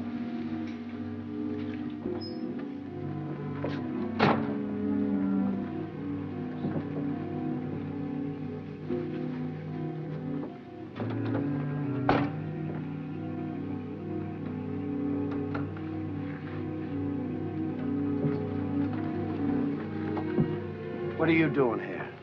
Watching you. What for? Your old man trusts you, remember?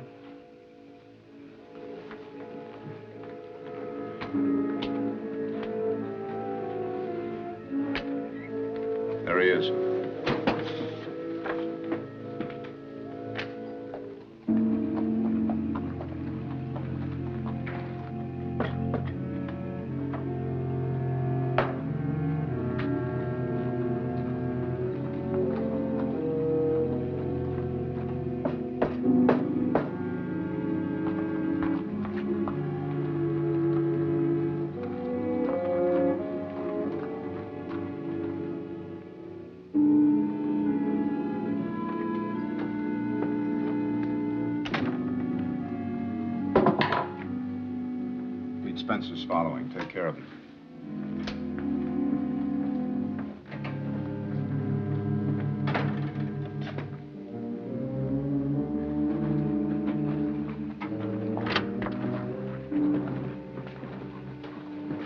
Hold on, son.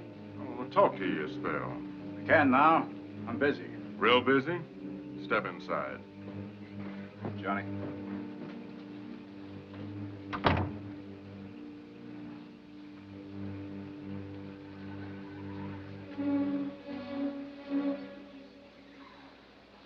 Remember what I asked you about the OK Corral? Old man Clanton really owns it. His straw man, Snaky Jenkins, was just murdered. What happened? We had him in a cell. They shot him through the window. Clanton's a fool. I warned him about coming into Tombstone. You know, Earp, if you nail him once and for all, I could cut myself loose from him. You sure you want to, Johnny? I've got to. He's getting more reckless every day, and I gotta look out for my own hide.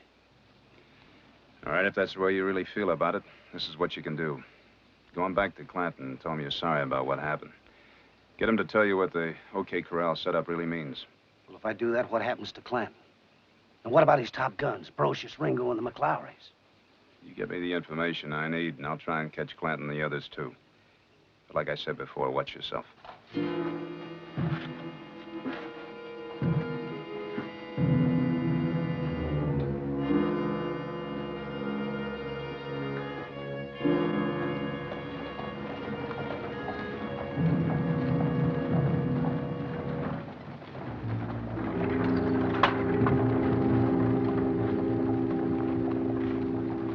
Wells Fargo undercover man says that this corral is just a front. The real depot for the stuff is the Higgins Grain and Feed Yard in the next street. Clanton on that, too? Yeah, through another straw man. Well, I don't see how that connects up. The Higgins yard's a block away. Well, there's an old mine drift runs from the Higgins yard to a shaft under the corral here. It connects the two places. Now, Clanton will deliver grain sacks and hay bales full of the heisted gold and silver to both places. He'll hide the stuff in the shaft. I don't like it. Why? Johnny Bean, I don't trust him. I don't trust him neither, White. Well, I still think Bean should have one more chance. Look, we know enough about what Clanton's up to already. If Bean turns on me, I'll spot every lie. Let's go take a look at that feed yard.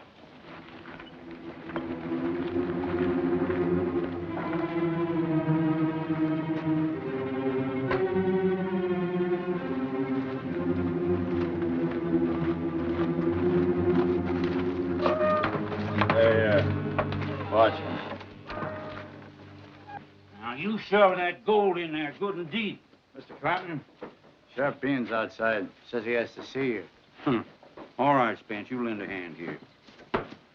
Now, you boys get a hustle on. We're moving into Tombstone tonight. Oh, Mr. Clanton, I don't know what got into me yesterday morning. Bad temper, I guess. But, well, anyway, I'm still your boy. I'm back.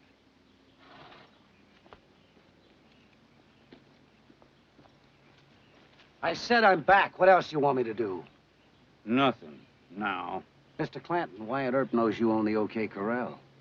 How do you find that out? Holiday grabbed the records in the safe at the birdcage. Well, Doc's neck is getting too big for his collar. What are you going to do about it, Mr. Clanton? I'm not telling you, Johnny. You ride on back to Tombstone. I need you for something. I'll send for you.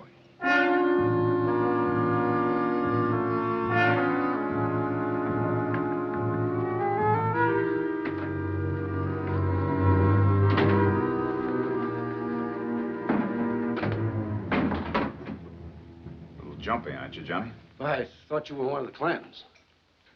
Any luck? No. Clanton wouldn't take you back? Well, that's about all he would do. You don't trust me now. No, the great Den H. Clanton, murdering rustler. He don't trust me. I'm just dirt.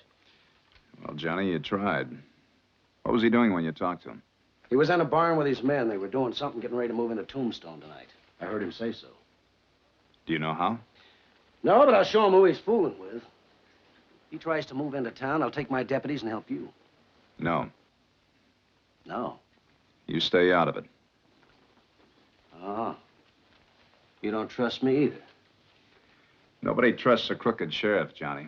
I think you tried to be honest with me today, but you're not using me to get back at Clanton. Now, you stay out of it. And you're not giving me orders.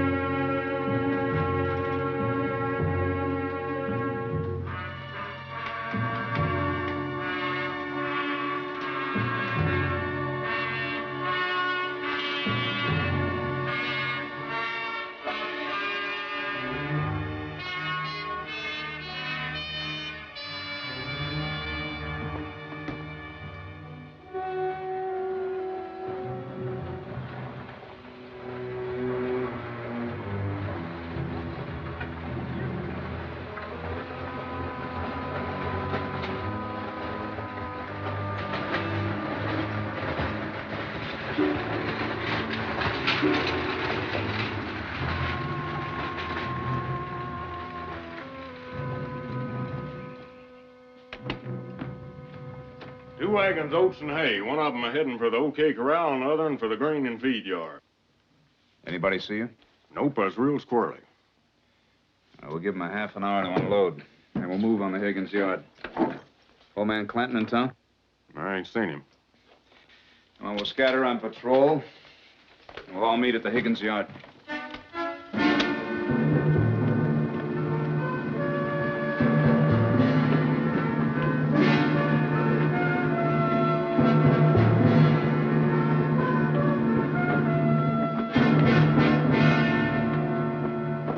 Door's right here. Get these boxes away. Come on now. Get the torches. Go out and get the bales. Get them out of the wagon and get them in here. It don't do us any good in the wagon.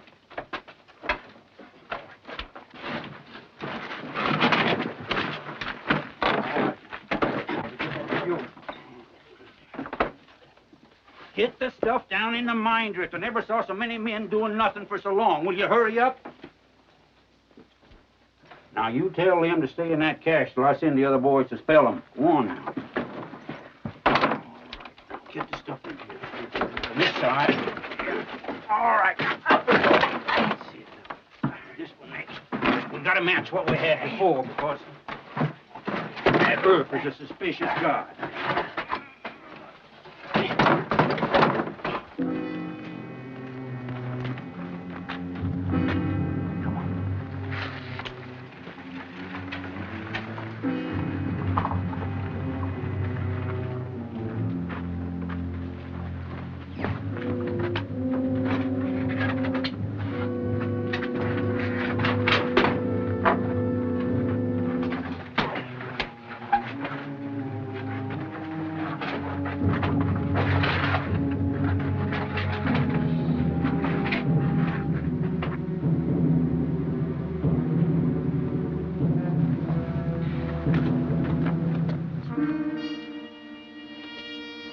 Why, Doc?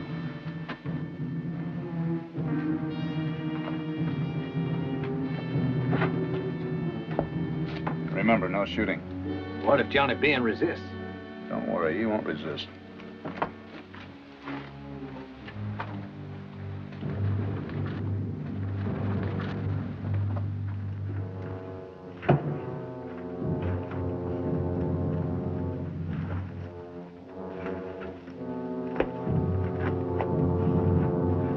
Let's get closer. Not so fast.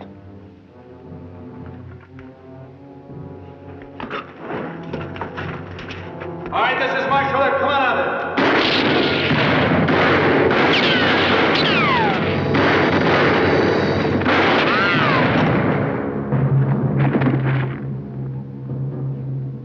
Look, Wyatt. Never mind the loot. Give me a hand with these men. Which one of you killed this one? Well, I guess I done it, Wyatt. I mistook the poor feller for Johnny Bean.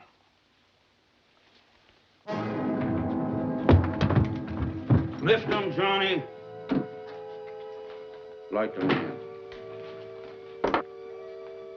Mr. Clanton. Here he is in the bedroom. Who done this? Boy and Herb. Take these ropes off, will you? Herb found my new cache tonight. You tell him? What cache? Where? Boss, you didn't let Johnny in on it, remember? That's right, I didn't. Well, you should have known what Earp was doing. You should have warned me. I tried to warn you. You tried. Well, trying ain't good enough. You want to go on being my sheriff, you got to do better than this. Yes, sir, Mr. Clinton. Now, will you take these ropes off? My wrists are worn raw. Let him move.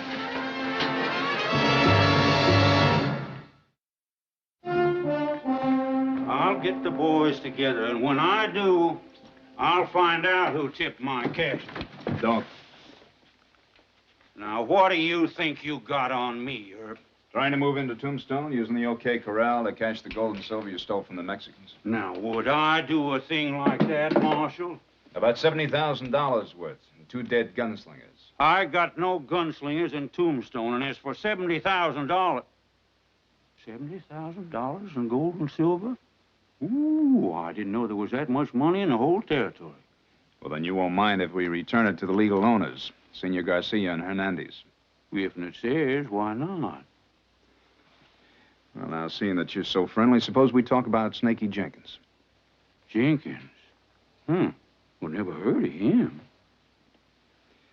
But still you had him shot, huh? Why, Marshal, you know I wouldn't do a thing like that. I don't go around having people shot and never even heard of, do I, boys? Of course not, boss. I'll find out which one of your guns killed him, and when I do, you'll hear about him. I promise you that. A little while tonight, thought you had me, didn't you? Well, you just keep right on trying. One of these days you might get lucky, providing I don't get lucky first. Anything else, Sonny? Yeah, I'm taking you in. On what charge? Carrying guns in Tombstone, $50 each, and you had a lot of boys in town.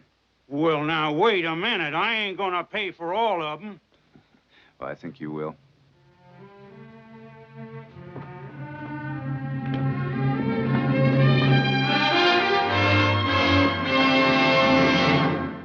Well, he cleaned up the country, the old Wild West country. He made law and order prevail. And none can deny it, the legend of Wyatt forever will live on the trail. Oh, Wyatt Earp, brave, courageous, and bold. Long live his fame, and long live his glory, and long may his story be told. Long may his story be told.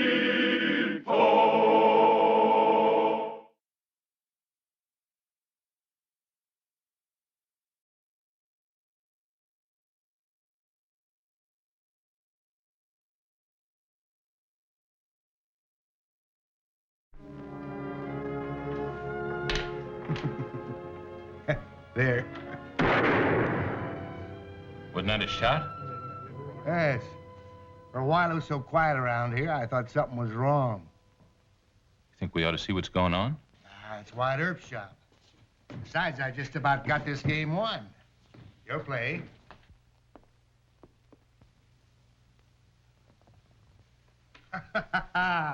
Just what I wanted.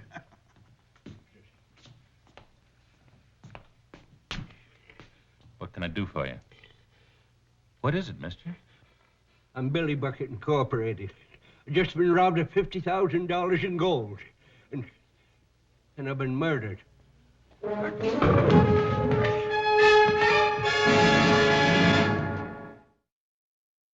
Oh, Wyatt Earp, brave, courageous, and bold. Long live his fame, and long live his glory, and long may his story be told. The Life and Legend of Wyatt Earp, starring Hugh O'Brien. Wyatt Earp, Marshal of Tombstone, Arizona, during the turbulent 1880s, daily faced the problem of violence growing out of human greed for gold and silver. He often declared that for sheer fantastic ruthlessness, no crime ever matched the one involving the celebrated Billy Bucket Incorporated. Well, how's Billy Bucket Incorporated today? Better than last night, but he's still feverish. Keeps yammering about $50,000 in gold. Tell him I died game and give me a fine funeral. It looks like he's going to be on my hands for a long time. Can't you move him over to your hospital, Doc? Not enough room. He's better off here. You can be a nice fellow for a while. What makes him so sick? You said the wound wasn't nothing, just a crease in his scalp. Well, lead poisoning isn't the only thing that makes a man sick. I hear the rustle of black wings. And I want a fine funeral. What'd you find out about him, Wyatt? Just a desert rat. Came through here about 6 months ago. Claimed he knew about a lost gold mine someplace or other. $50,000. I was robbed. I was robbed. I think we better let the old boy alone.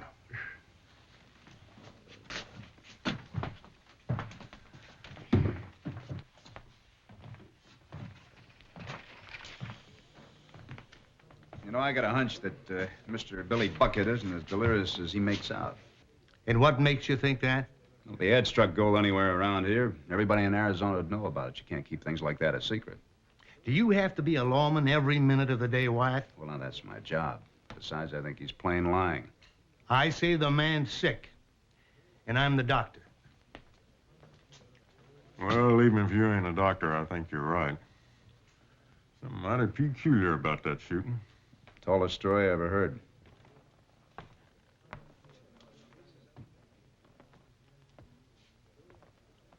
Mr. Rickabaugh? I'm Rickabaugh. I read in the paper that you're sheltering Billy Bucket. Would you mind if I talked to him? What do you want to talk to him about? This is Marshal Earp and Deputy Gibbs. Well, how do you do? I'm Paul Scott of the Bank of Tucson. Billy used to work for me. Sort of swept out the place. I thought perhaps I could help him. Go ahead. This way. Thanks.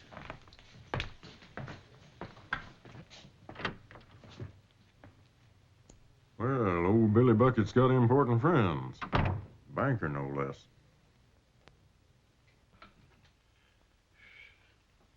Billy, it's Mr. Scott. $50,000. 50,000. They robbed me. Tell me, Billy, who was it? Bury me deep and give me a fine funeral. Who was it? Yes. Jack Morrow. Jack Morrow. Did he do it? 50,000 dineros. Did he do it? Sure do beat all what some people will do for gold. You sure you don't want anything else, Wyatt? Oh, thanks, John. Where can I find the owner of this place? That's me. I want to see Billy Bucket, the old boy that got shot last night. What do you want to see him about? Who are you? I'm Marshal here, and I asked you a question. Sorry, Marshal. Name's Morrow, Jack Morrow from Yuma. Billy's a friend of mine. He ain't gonna die, is he? I doubt it. Go on in. That door.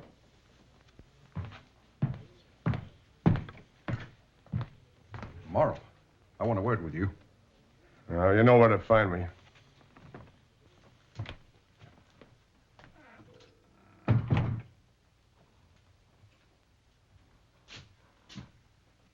Billy. Billy, wake up. It's me, Jack Morrow. $50,000. Who took it?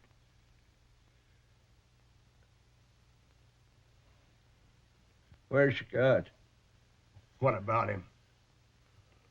Oh, I do beat all what some people do for gold. Billy. Billy!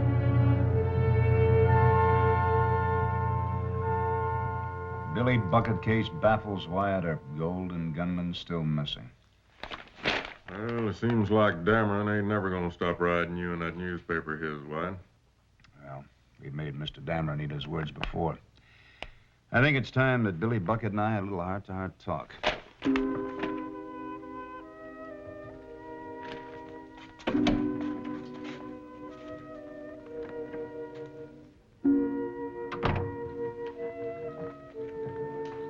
Oh, hiya, Wyatt.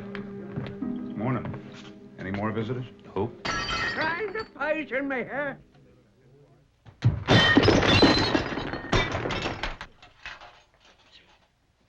Get out of here! Get out of here, I told you! Hey, what's the ruckus? All my life I wanted breakfast in bed, and now I got it. So the sidewinder brings me food, a whole mess of food. So what's wrong with that? Whiskey is what I want.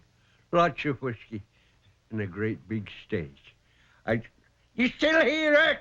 Get out of here! Now, you calm down, old-timer. This isn't a hotel. It ain't, huh? And where am I?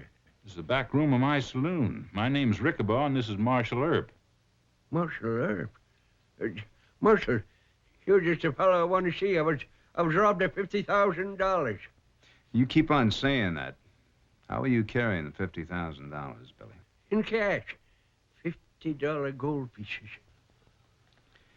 Now, $50,000 and $50 gold pieces are way more than you would, Billy. You must have had an awfully big poke. Oh, I didn't carry no poke, you fool. It was in a pack on Jenny, my burro.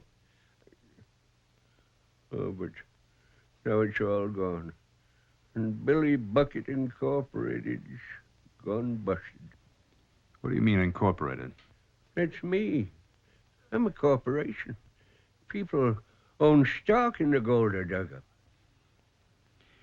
Well, how did you manage digging up $50,000 worth of gold and not have everybody in Arizona know about it? I dug it up in Mesa, Durango, across the border in Mexico. Well, I guess that answers one of your questions, Wyatt. Yeah, well, I have another. What kind of a claim yields $50 gold pieces, Billy? Oh, no, don't turn stupid on me, Marshal. I dug up nuggets. Then I changed it for $50 gold pieces at the bank in Tucson. Who are your stockholders? The only ones that believe this old desert rat when I come through here with a map showing where the gold was. Yeah, they grub stake me. Each one of us owns 25%. Jack Morrow? Paul Scott? Yeah, that's right. Who's the other? Well, here she comes now. Marshal, I want you to meet the widow Doan. I believe I know Mrs. Doan. I just read about it in the newspaper. Is it bad, Billy? $50,000 they robbed me. Would you mind leaving us alone, Marshal? I couldn't leave Billy in more charming hands.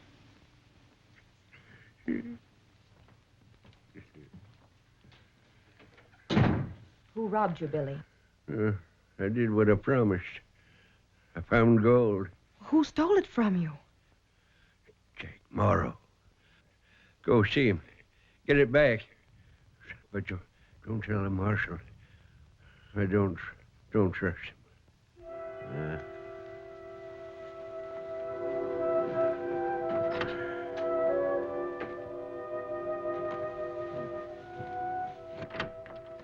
Well, good evening. May I come in? What brings you here? You didn't seem to care for the saloon. I thought we might be able to continue our conversation in more pleasant surroundings. I have nothing further to say to you, Marshal Earp. Will you please leave? Why can't I join the others? What others?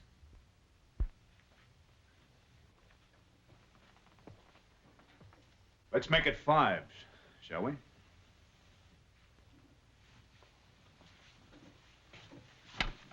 A widow lady has to make a living.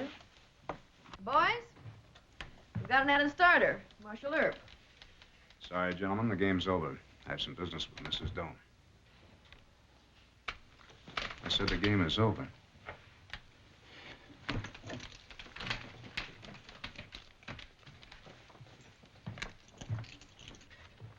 How'd you find out about all this? Well, Doc Holliday told me some time ago you were running a little game just to kind of make ends meet. I didn't think it was any of my business at the time. No? What changed your mind? Just a hunch.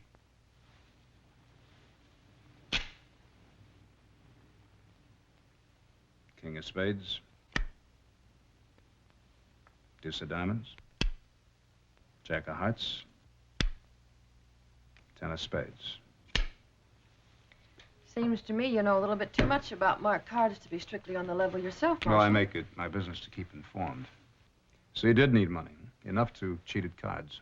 Well, not enough to try to kill Billy, if that's what you're getting at.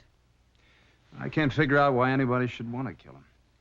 $50,000, of course. How'd you know he had $50,000? I just know. He said What'd he say? Jack Morrow robbed him. Why don't you tell me that?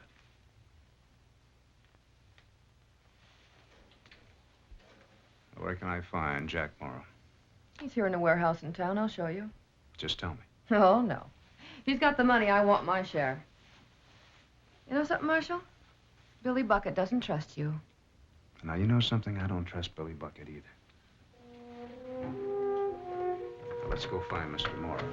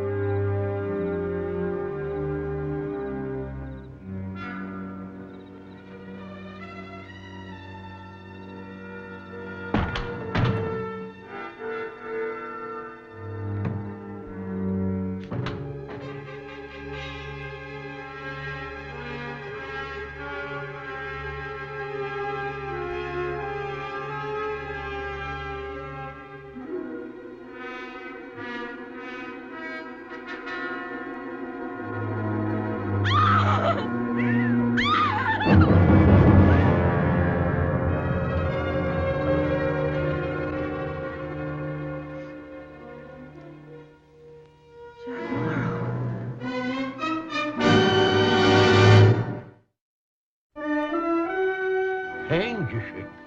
Suicide? Well, that's the way somebody wanted it to look.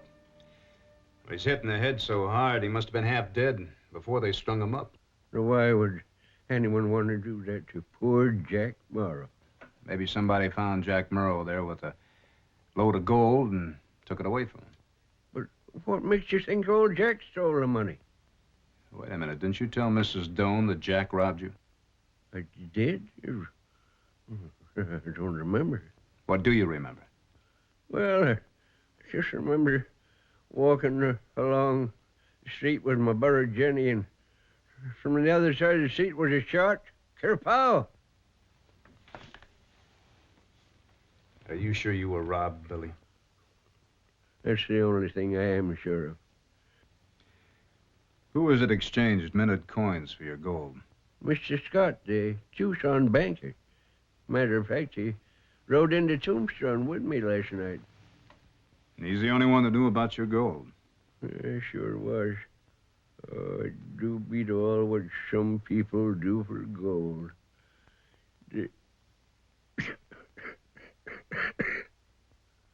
Marshal, I hear the rustling of black wings. All I want is a fine funeral. If you're lying to me, Billy, you just might get one. Oh, Marshal, why would I be lying?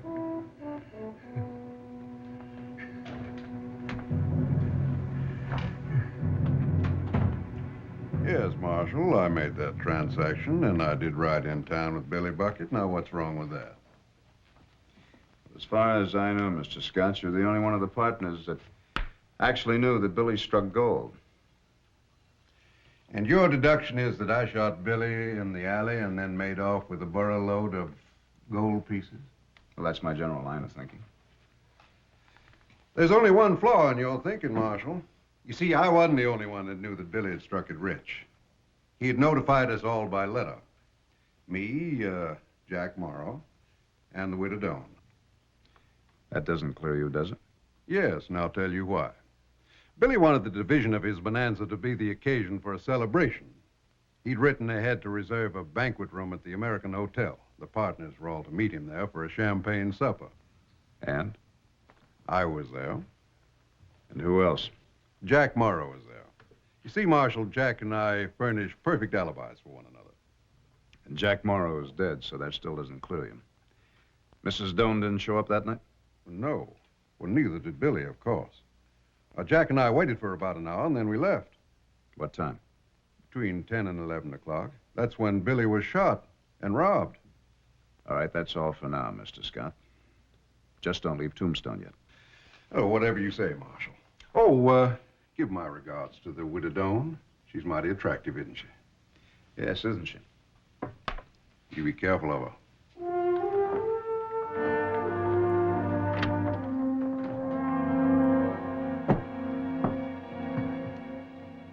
What'd you find out? Well, I checked with the hotel manager, and Scott was there at the time that Billy was shot, and so was Jack Morrow. What about the widow Dawn? Where was she? Home.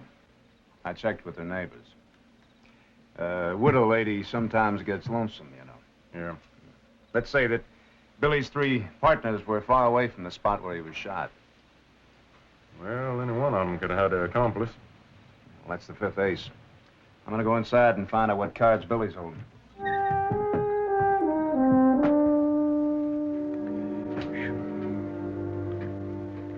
Howdy, Marshal.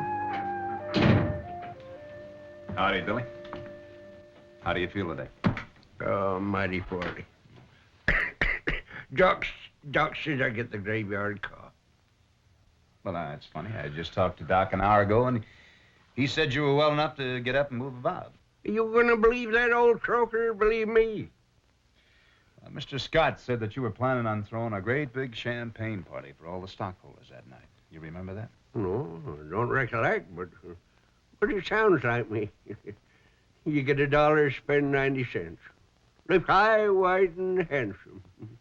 But save enough for a fine funeral, says I. Yes, I've often heard you say that. A fine funeral shows you ain't lived in vain.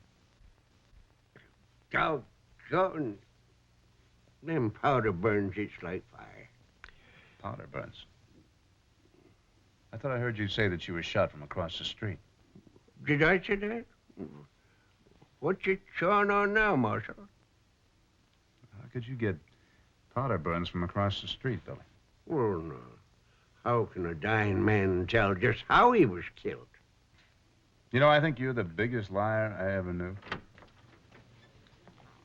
Wyatt, would you come out here, please?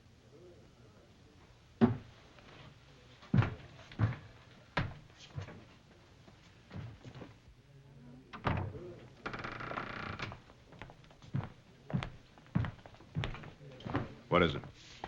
This note was slipped under my door.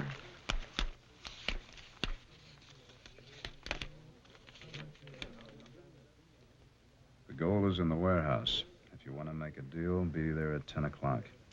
And no signature. Do you think it's some sort of a trap? Whoever took that money wouldn't tell you that, would he?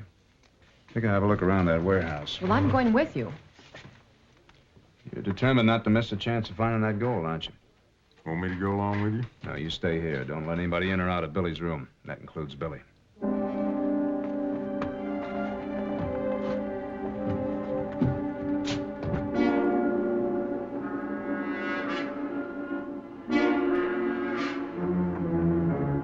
Hello?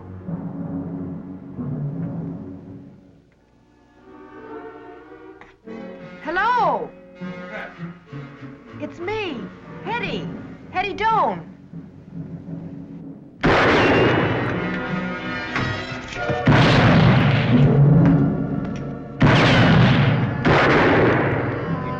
I'll try and get around back. What are you shooting at me for? You'll never get it. I've already killed once for it.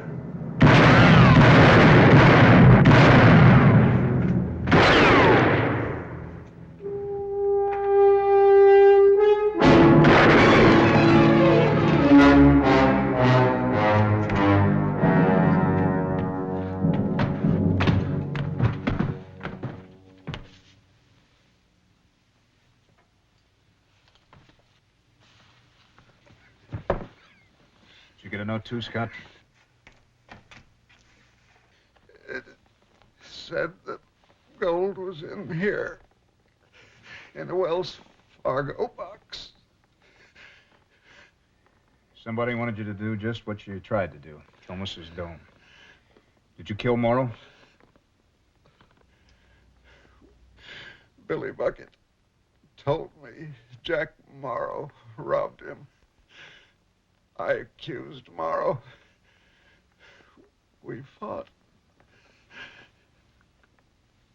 You know who shot you? You did. No, somebody else was here. What?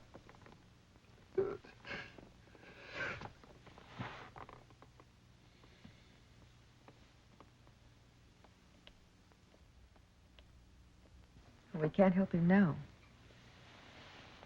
Why don't we look for that Wells Fargo box? You won't find anything like that here. I'm convinced that Billy Bucket wrote both those notes to you and Scott. What would he do that for? It's been his plan all along. To turn his greedy partners against one another, kill each other off. He killed Scott just to make sure. You'd have been next if I hadn't been here. Well, somebody shot Billy. Who did that? He gave me the answer to that tonight. He complained of powder burns. What do you mean? I mean, he creased his own skull with his own gun to make it look like a robbery. I don't believe it. He's too sick. What? Over here. Hey, what? Billy Bucket got away. Went out the window. Take care of him. Oh, a dance soldier, patrols with a kick in the patrols with a dance soldier. Kick in the patrols with a dance soldier. Dance soldier. Howdy, Billy. Well, howdy, son. Where you heading? Oh, just thought I'd go out and find me another steak. Isn't $50,000 enough, Billy? But I was robbed, Marshal, and shot too. Now, you saw me? I also saw Scott die last night. You got in that warehouse and killed him, didn't you? It do beat all what some people do for gold, don't it? Yeah, it do beat all. What put you on to me, Marshal? Well, like I always say, you give a monkey a tree, sooner or later he'll climb high enough to show the rings on his tail. You'll go far, Marshal. You got brains. Beautiful, ain't you? Yeah. Would you like some, son? Maybe a whole handful of them? You trying to bribe me, Billy? Sure, I'm trying to bribe you. I have to take you back, Billy. What's going to become of all this beautiful, shiny stuff? Well, I imagine the estates of Morrow and Scott will get their share, and so will the widow Dome. You can use yours to get a good lawyer. I worked too hard to find this gold. I frittered away no lawyer.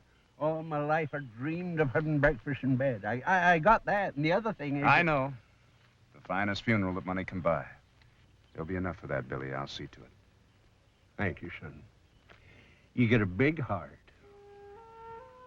Come on, Jen. Marshal says we gotta go back.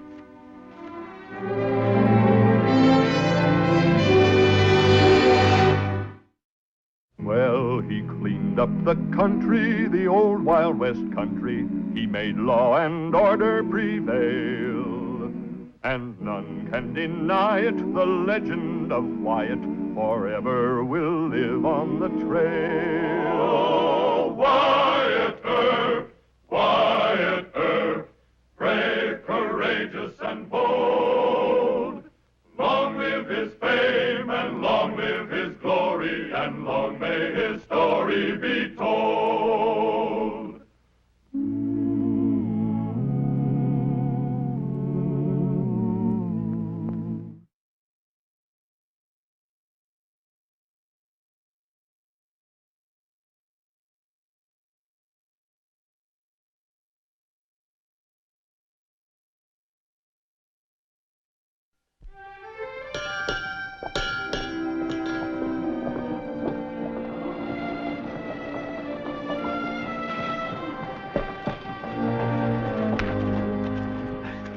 Take good care of Mr. Phillips. Long ride coming in from Tucson. Sure thing, Marshal. You get a conviction on them outlaws? In Yuma prison long before we headed for home. They was bad, them two. Old Roscoe sure looks tuckered, Mr. Gibbs. He is tuckered. Cool him out before you feed him, will you? Sure will. Know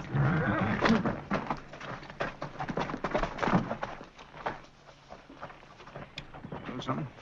He babies that mule more than you do yourself. Now, you can trust Roscoe with him. Well, I'd depend a whole lot on Roscoe. If he is to get sick, then what? Oh, I'd hate to even think about it. Yeah.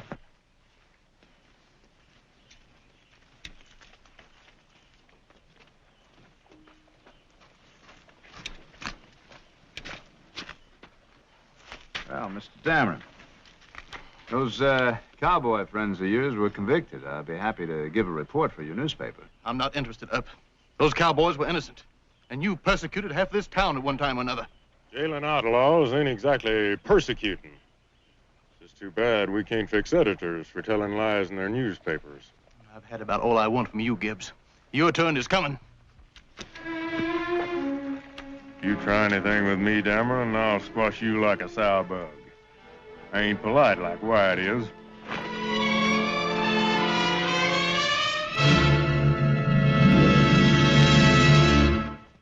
Oh, Wyatt Earp, brave, courageous, and bold.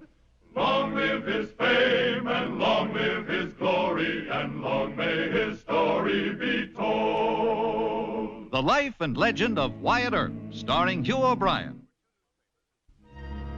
There were two newspapers in Tombstone. Mayor John P. Clum's paper supported Wyatt Earp, but the Nugget in the frontier days of 1881 was controlled by Wyatt's enemies, the 10% ring, Sheriff Bean, and the Clanton Outlaws, who used the paper to discredit Wyatt Earp. Come on out there before I... Jake, hold on, please. Look out. Jake, will you quit kicking? Jake, will you? Look out. Jake, you consign mule. Oh, no, not that mule again. He's been acting up again down at number 3 drift, kicking and a-biting. The men don't want to bother with him no more. It's just too risky.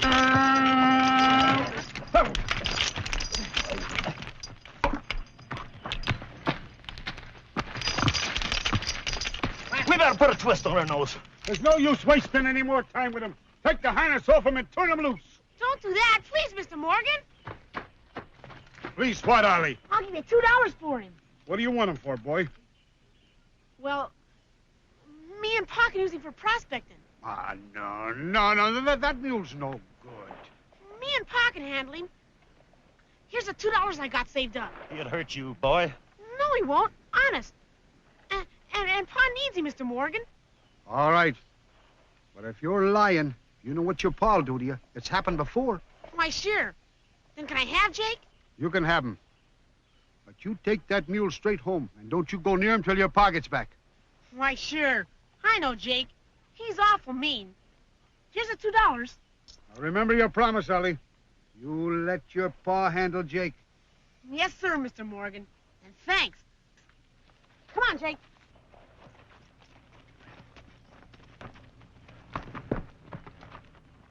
Ollie can tell more lies than any 2 kids in town. Why, I wouldn't trust him any further than I would that mule.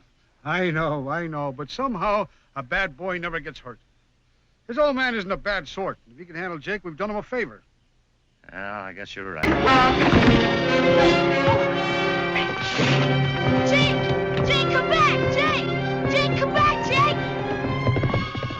Oh, my leg. Papa whipped me for this. He'll kill me.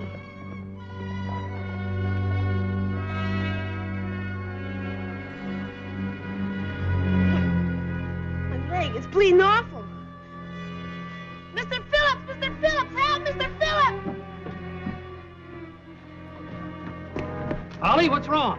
Roscoe, he kicked me. He what? He sure enough did. I think my leg's busted.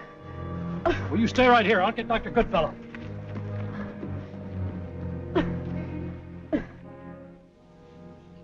Oh! Is it gonna be all right, Doc? Is it gonna be all It's right? gonna be all right, Ollie. It's gonna be all right. It hurts. Mr. Phillips said it was Roscoe that kicked him.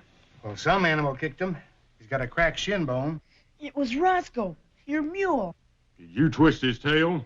No, I didn't. I just went to the stall to borrow a piece of rope. Then he kicked me.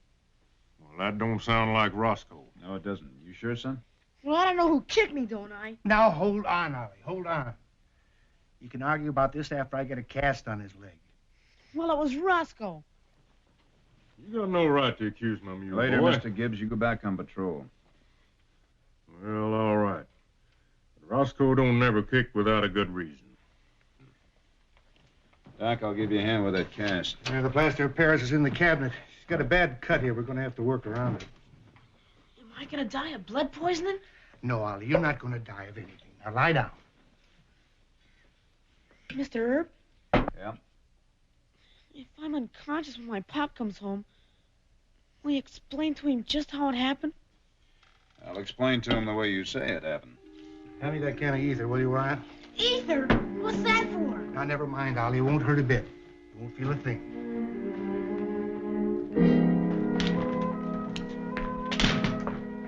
Mr. Woods, hold the paper and come in here. What's up, Mr. Dameron? Shotgun Gibbs' mule just kicked Ollie Burton and broke his leg. Take this down. Yes, sir. The mule, ridden by Chief Deputy Gibbs, is a vicious and dangerous animal. Today, Ollie Burton, a child, was almost killed, but instead is crippled for life. We demand that Marshal Wyatt Earp take immediate action. Now, put that in a 2-column box on the front page and use this headline. Earp's deputy responsible for crippling child.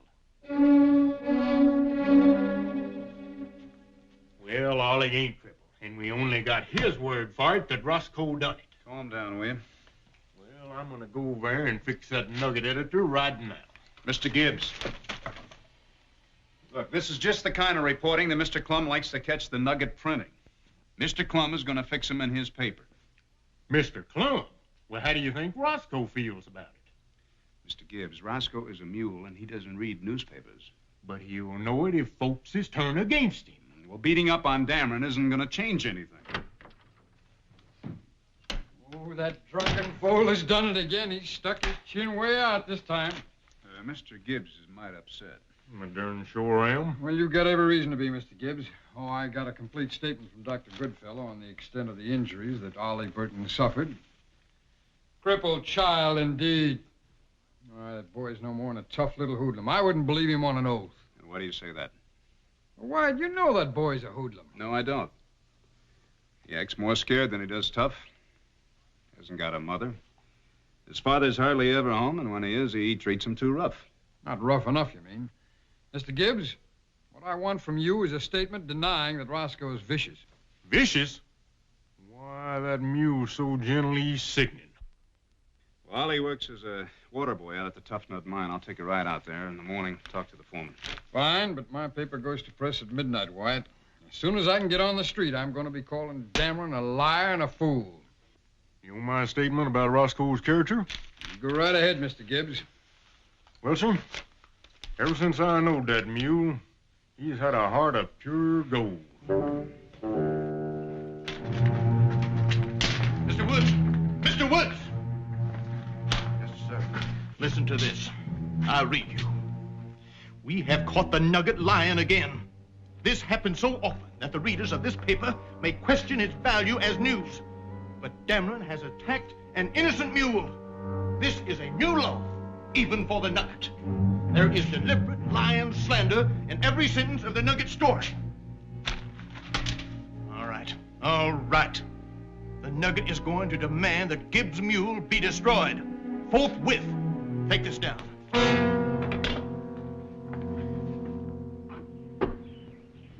Then the mule came back here, huh? Yeah, I figured he was too much for that boy to handle. Well, did you warn Ollie about it? Sure, I warned him. I wouldn't have sold him the animal in the first place. Only he told me his dad was coming home and that he could use him. We sold Jake to a saddle tramp this morning. Well, if your miners couldn't handle him, you did the right thing. Well, I wasn't there, of course. So I can't swear to it, but I feel certain that Jake is a mule that kicked him. I think you're right. By the way, what did Jake look like? Just a mean-eyed, lop-eared, black mule. Well, thanks, Mr. Morgan. I appreciate it.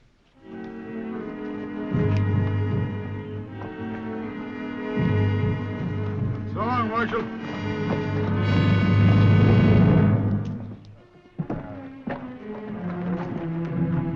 Howdy, Mayor Clum. Oh, hello, Shotgun. You seen the nugget today? Nope. What's it say? Better take a look. Mr. Dameron wants your mule killed. Oh, he does he? Well, if that don't beat all I ever seen. Any of you men here figuring on killing Roscoe? Oh, no, Roscoe. Well, I thank you kindly. Come on, Roscoe.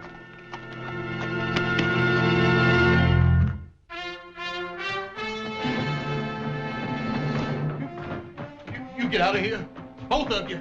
Oh, hello there, Mr. Dameron. Me and Roscoe just come to have a little chat with you. I don't want to chat with you. Not with either one of you. Well, we want to talk to you, though. I just want to introduce you to my mule over here. Roscoe, this here is Mr. Dameron. Look, you let go of me. The fella that wrote all them lies about you in this newspaper. Look, you get me away from this mule. He ain't gonna kick you. See? Help! You don't need no help. Mr. Dameron, me. Well, don't stand there. Do something.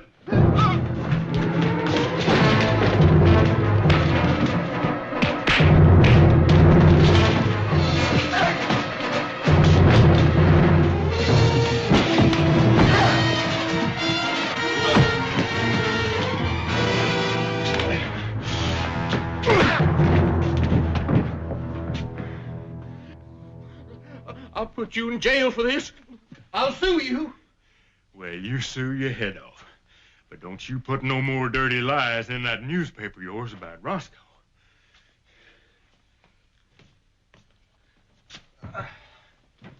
Things ought to be a mite different now, Roscoe.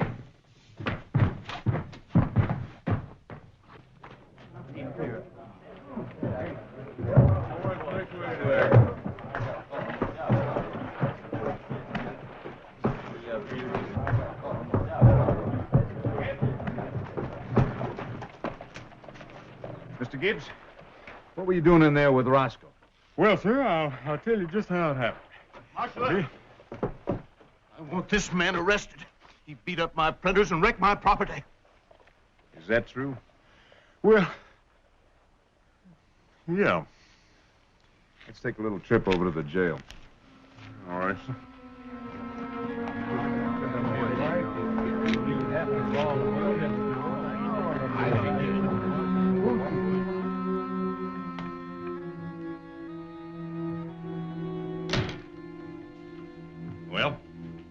Well, he's demanding in his newspaper that folks around here kill Roscoe. Got me a mite riled. So you have to go and do exactly what I asked you not to. Well, they ain't gonna hang Roscoe. No? Well, I'll tell you what you've done. I was out talking to Mr. Morgan at the Tough Nut Mine. He sold Ollie a bad-acting mule yesterday. And he thinks it was that mule that broke the boy's leg. I knowed it wasn't Roscoe. I told you he's innocent all the time. Yes, you did. Sure you did. And everything would have been all right, but you have to go and lose your temper and give Dameron something to really sink his teeth into. You go and attack him, you and your mule. Mr. Gibbs.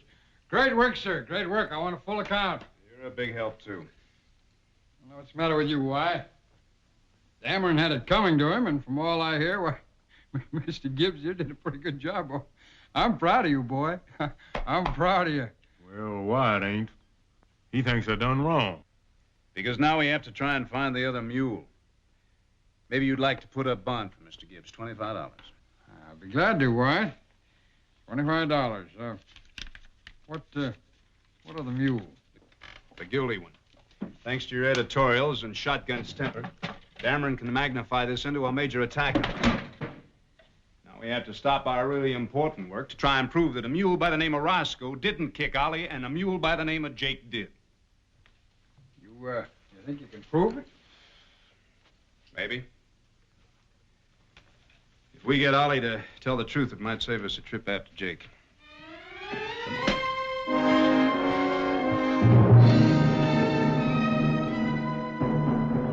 You didn't buy that mule from Mr. Morgan. No, I didn't. He says you did. Well, him and those miners are always playing jokes. And you don't know anything about Jake. No, I don't. All I know is Roscoe kicked me and my leg hurts. Can't you leave me alone?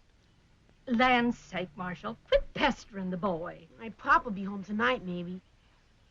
He'd glare at me good if I did anything without him saying so. I couldn't buy no mule of my own. We're wasting our time, Wyatt. Good day, ma'am. I'm sure the boy's telling a lie. We'll have to try and find that mule. You doing this just to clear Roscoe's name, Wyatt? No, it's important to expose the nugget to the town. And a boy tells a lie, it can cause trouble. But when a newspaper tells a lie, it can cause more than trouble. People are liable to find the paper 100 years from now and believe it.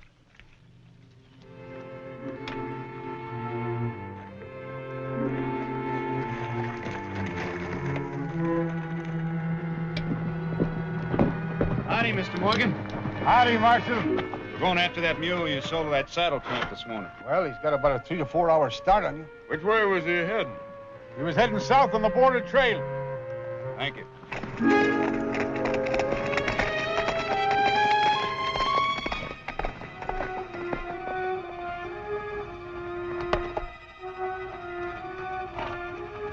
Trail's still fresh. Passed by here about an hour ago.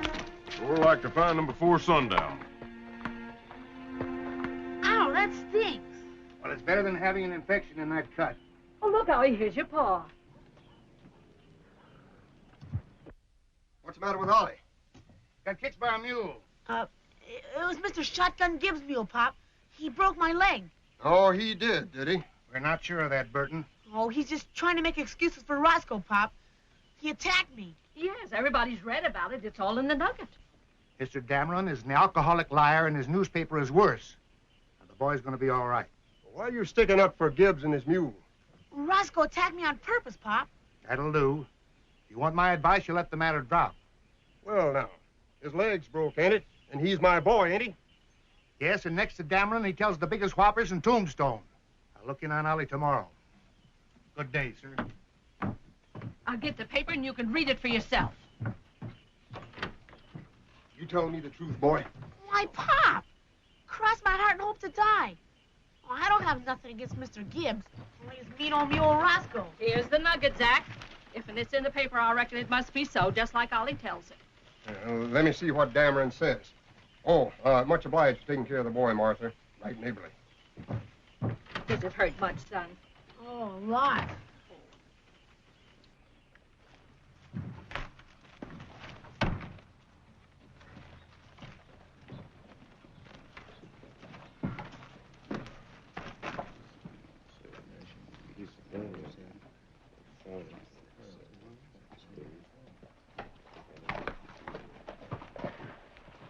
Oh, Wyatt, this the mule? Yeah. Broke loose, headed back to the mine. That's where we picked him up. Watch yourself, boys. That mule's the kicker and the biter. Well, I've really got Dameron nailed to the barn door this time. Wyatt, you should have been a newspaper man. I state that Roscoe's innocent, and you go out and bring in the real culprit. Now, that's good reporting. Oh, wait a minute. We haven't got a confession from Ollie yet, and you're sure not going to get one from that mule. What'd you say this animal's name was? Jake. Jake, huh? Yeah, Mr. Morgan at the mine said that he sold him to Ollie with a warning that he was vicious. Well, I'm going to have a woodcut made of Jake and print it on the front page. Oh, I'd love to see Dameron's skin out of this. You know the whole town's going to be laughing at him. Yeah, well, we should turn to something else, at least until the boy's father gets back and we get the truth out of him. Well, that's a lot of nonsense, Wyatt. We don't need anything from Ollie. The facts speak for themselves. Now, if you gentlemen excuse me, I'm going to write an editorial. Come on, let's get Jake over to the OK Corral. Well, what's fidgeting you?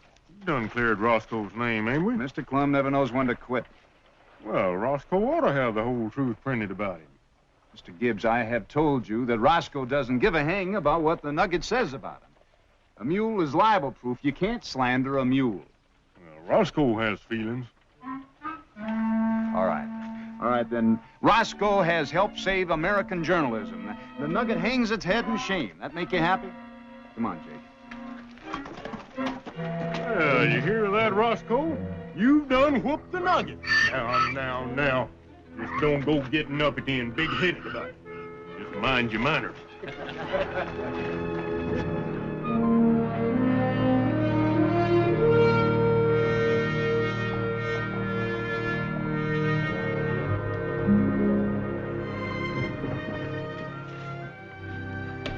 Hi, Doc. Oh, Wyatt. We found that mule that really kicked Ollie. Well, you better tell Zach Burton that. Oh, is he back? He is, and I didn't like his attitude. Why, what do you have to say? Well, nothing yet, but he's righteous about things at the wrong times, and he's just gullible enough to believe everything he reads in print. You better have a talk with him, Wyatt. Yes, sir, I'll do that. Thanks. All right.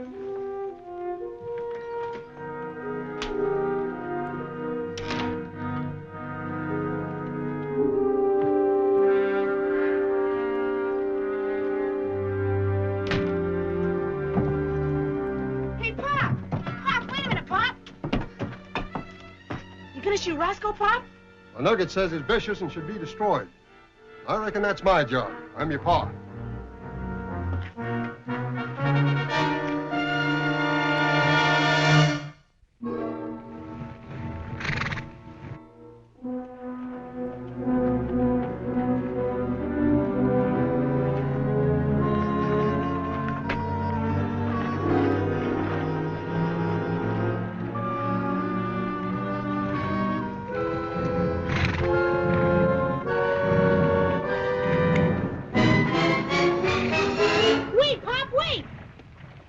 What you doing here, boy? You'll bust that leg all over again.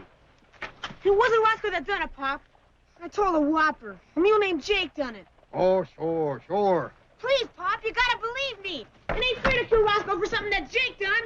I was scared to tell you about Jake, Pop, but don't kill Roscoe. He didn't do it. Get back, boy, back. Don't shoot, Pop. Please don't shoot. Zach, put down that rifle.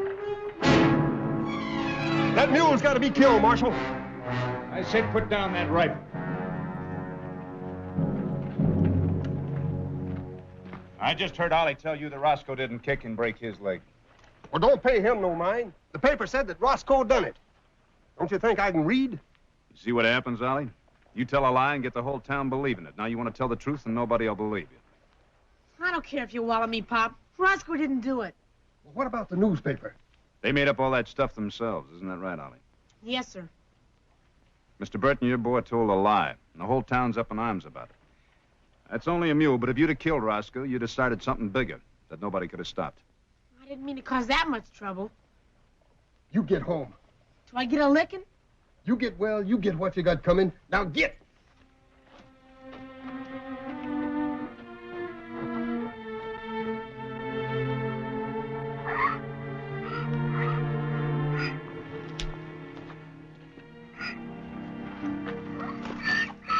Go on, eat your supper, Roscoe.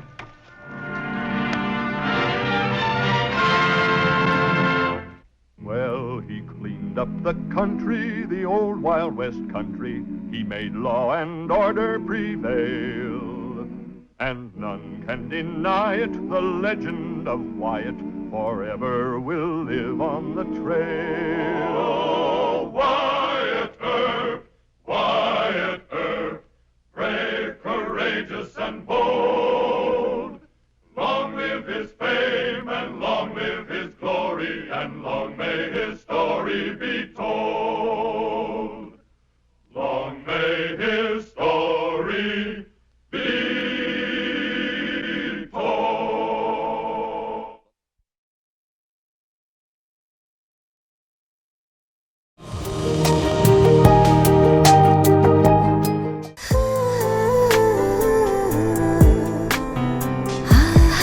আপনি কিন্তু দেখতে যথেষ্ট সুন্দরী একজন মানুষ, দেখতে বেশ romantic, যেন শেক্সপিয়ারের নাটকের কোনো নায়িকার মতো। ভেবেছিলাম, কিন্তু আপনি তো পুরোটাই মর্মান্তিক। যে কোনো মানুষ আপনাকে দেখে মর্মাহত হতে পারে।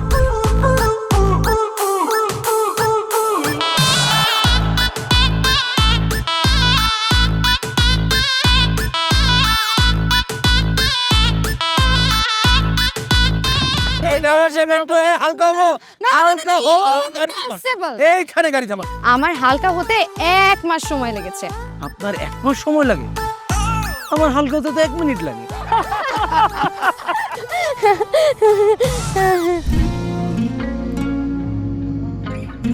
আমার কাছে মনে হয় জীবনসঙ্গী এমন হওয়া উচিত যার সাথে আপনি প্রতিটা মুহূর্ত উপভোগ করতে পারবেন, সারাক্ষণ খুনসুটিতে মেতে থাকতে পারবেন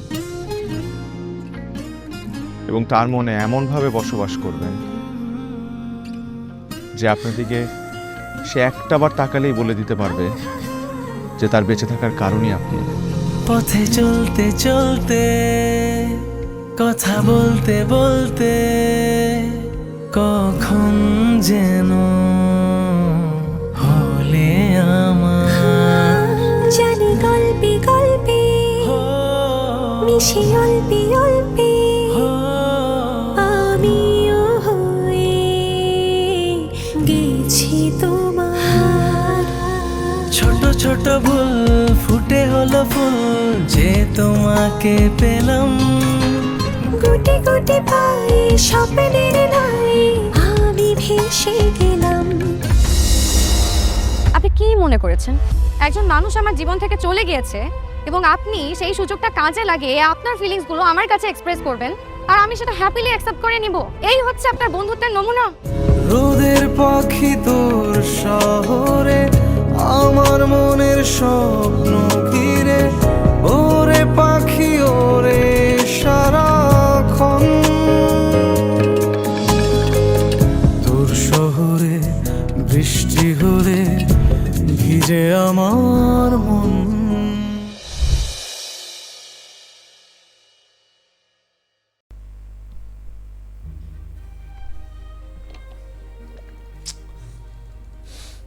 Tao muối nha. What the hell? Chuồn ra. Cút hết. Có lẽ nào em vội quên đi và có lẽ nào 500 củ ấy 614 củ à? Thế mình kiếm 100 củ nữa sự là có nổi không? Ôi à, không được, anh đã ấn vội rồi.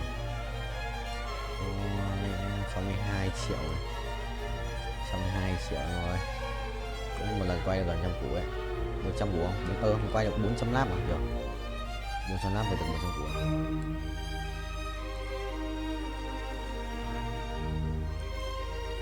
Lớp của bố nào? Vương miện định mệnh. Rồi xong, biết đánh mày gì rồi? Đánh mày gì rồi? Biết đánh mày gì rồi? Tôi nhặt bài á.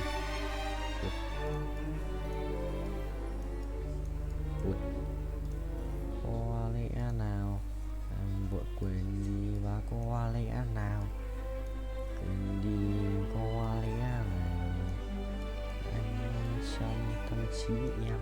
Ôi gà cho cái này à? Làm vậy nào? Xong, đi. Vua tối ưu Aria bán này. Mèo mèo mèo mèo mèo mèo mèo mèo mèo mèo mèo mèo mèo mèo mèo mèo mèo mèo. Này mà phải đét. Xong. Đẹp. 598 củ chưa đủ, chưa phải là tất cả. Mấy thằng ấy ra quát lipet ở cái map 2 này sử có đéo đi. Trốn. Cái pet này yếu như lợn. Anh khinh. Khinh. Yes, khinh. Beat ITCS. Big. Big big big big. Ai à, Torres. Xì xì. Đây là sao Torres? Xì xì xì xì. Ra Torres rồi xì xì. Xì xì guys. Cút. Cút. Chi cả thời tiết à? Chưa. Ok. Lần nào cũng phải lắp cái danh nga xoa. Big IC Basic Gear.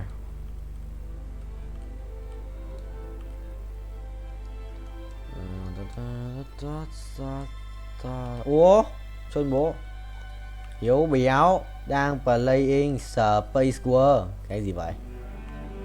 Ui dồi, nháy phát 2 lần. Chuẩn không? Chuẩn không vậy chấm? Chuẩn đét cho thôi. Chuẩn và đét.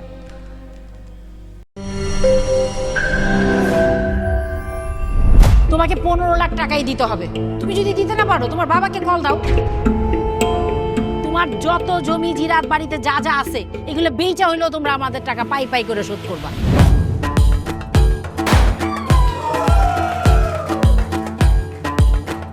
একটা ব্যাপার কি খেয়াল করছো?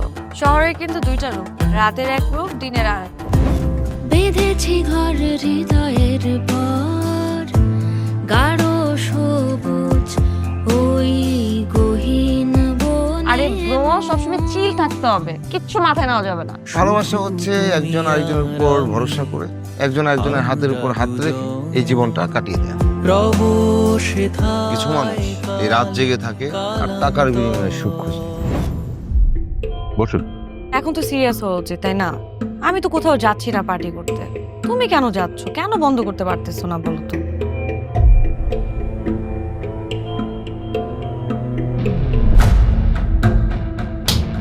কার যে কোথায় সুখ সেটা তার প্রিয় মানুষটাও কখনো জানতে পারে না। পাশাপাশি তবু যাচ্ছি বিপরীতে, কাছাকাছি তবু যাচ্ছি বহু দূরে। Hi, you look good. Thank you.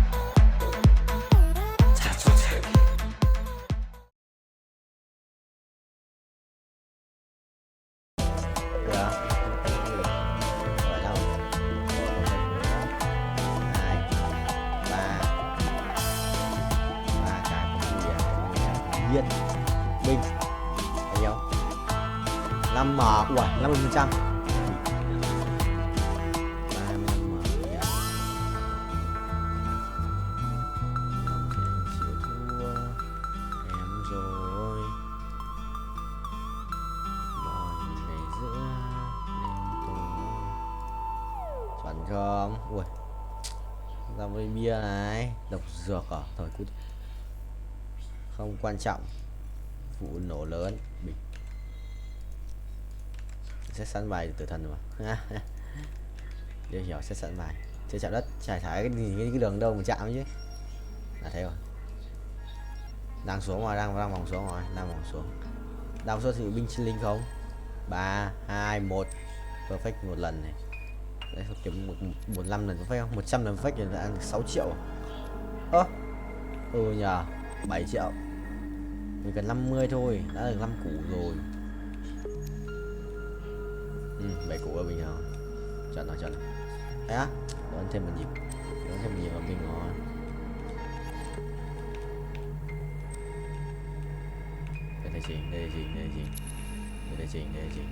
Đây là chị.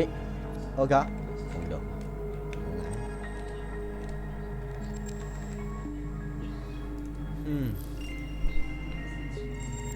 Kiếm mà cổ không mất áo luôn à? Nếu còn gì phải lấy găng tay đây để thay. Rồi 1, 2 lần, thế là 30% à? Xem anh nhá, 30% bình cũng gần 5 củ ấy, 40 củ à? 2 lần được 10 củ rồi. Thì áo điếc. Let's go.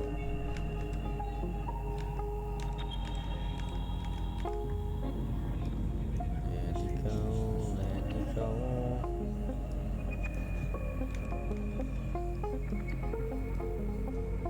Ui. Một chiếc binh chi linh không vậy. Bánh 7 láp à? 456 triệu coin để rebirth tiếp à? Sửa khó đấy. Anh cần 50 củ rồi này, phải chừng. Ui, 40 củ tròn. Mình kiếm tiền sửa điêu ấy. Một lần perfect này. Một lần perfect.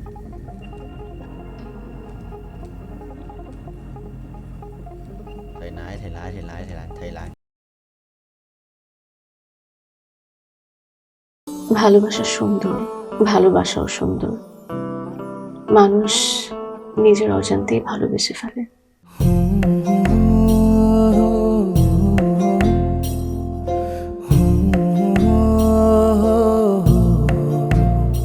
আমারও মনে হয় কি জানেন, আপনার মতো জানাশোনা কাউকে না আমার বিয়ে করা উচিত।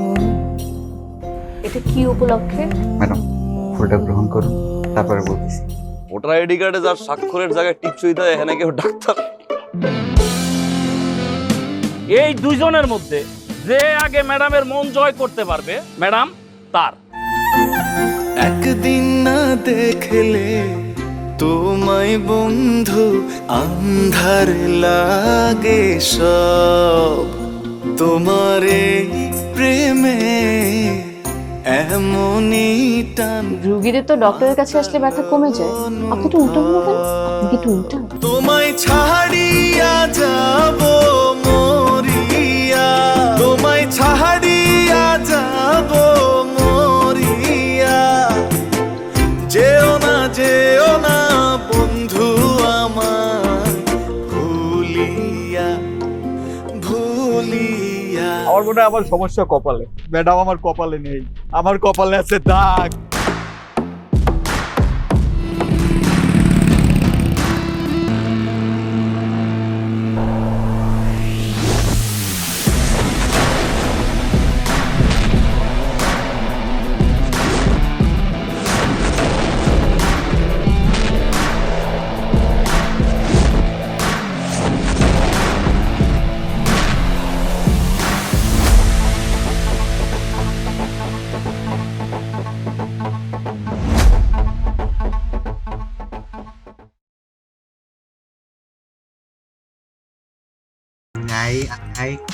Ăn ngay.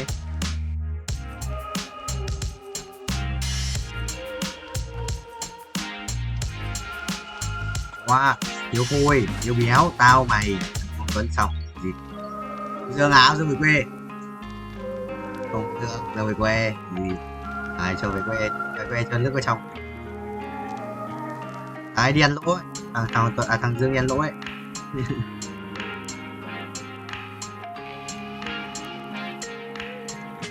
Chít đây à?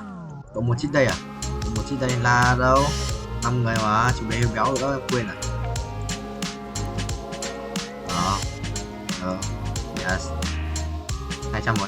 Em chắc cái thôi nhỉ, tích bao giờ nhớ tích cho em. Ê, cái game này cái trò đang có sự kiện đúng không? Trời. Game này có sự kiện nó đang cho mấy tiếng x2 ngôi sao, x2 may mắn, x2 tiền này, bảo sao?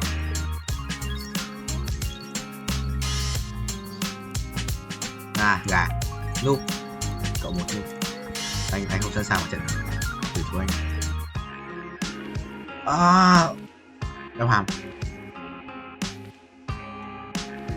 Cộng một chít đây ui, cộng một chít đây.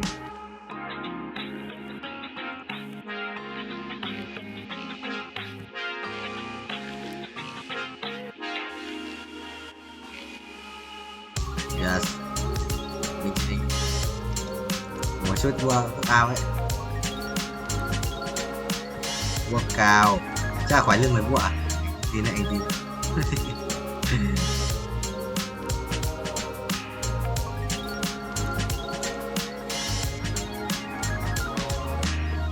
Chắc là anh ngồi nhiều quá bị thoái hóa rồi. Nên từ ngày đánh game từ cấp 2 đến bây giờ sửa mà áp đi lên.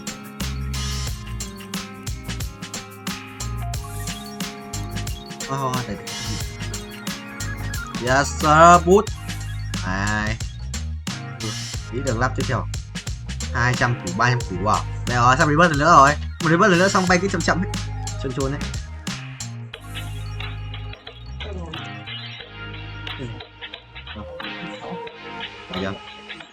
Học vị 96 đang làm content mà. Thì anh ấy Thầy 96 này là học 96 trên link các chú bé đi đánh giải. Viking ở Viking thằng ấy đánh chôn mà gì phải Titan giải có so cái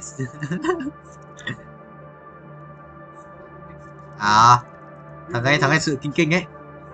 Anh mua chuột ở shop của nó mà em, thằng ấy nó order chuột nước ngoài nó bán rồi đấy, anh cũng mua chuột của nó mà.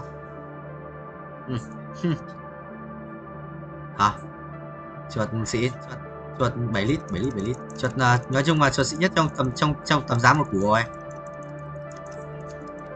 Đó, có xịn chú bikini nhất trong tầm giá một củ này em. Anh mua mấy con đấy đâu, mấy con đấy anh không có tiền, chuột này thầy 400 tỷ thôi, đây rồi, thầy cần bay 3 lần nữa thì đủ. Nhà đây đâu?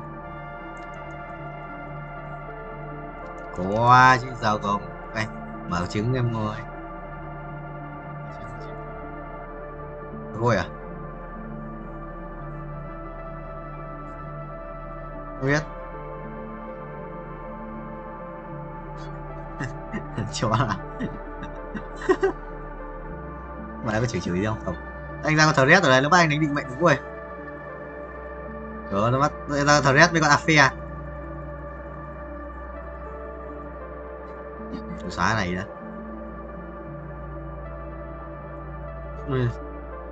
Ha.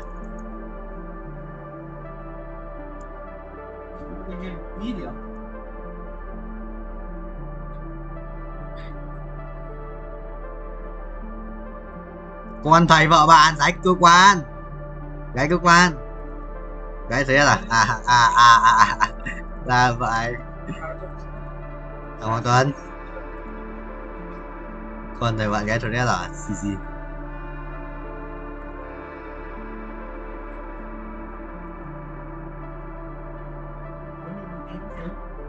Tuấn làm game. Tuấn làm game. Làm game mà, Tuấn làm game mà. Uầy, anh ra quả đại tiêu bị sự đồ ngon hết. 500 tuổi rồi, đây rồi, 500 tuổi vui sắp rebirth rồi. Birthday to you, happy rebirth to you. Bình chị lệnh. Thằng Red làm việc không? Red cũng gì thôi tất cả mọi thứ đều dừng lại rồi. Ôi khỏe đấy. Ây à, mua đánh content à? Ơi đánh content mà.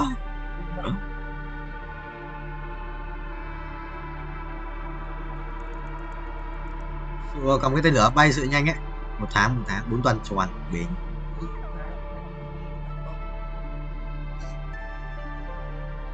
Cái gì vậy? Nó mang theo hả? Tưởng mày mang theo.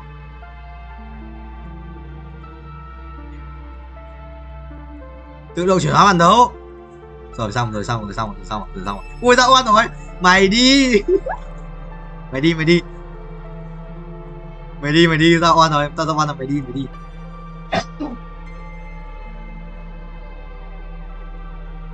Không à? Dễ lắm. Nhảy đấy, không phải. Nhảy dễ mà, nhảy dễ chết. Đéo cam, có cam không nhỉ? Có cam không nhỉ? Quân sự không có tại chỗ nào quân sự không cam. Cũ mà, nó là bọn tao học ở trường thể thao, trường giáo dục thể dục, trường thể dục thể thao, sự là lúc phải trường.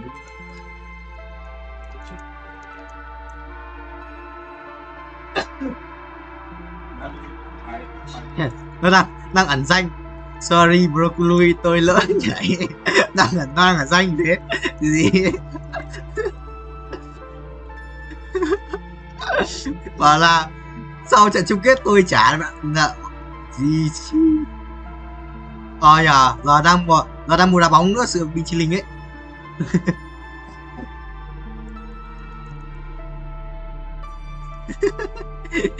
Tôi sổ nghèo à? Có tất thắng à? Ui, nhiều thế nhờ. Rồi, đây. Anh ấy à?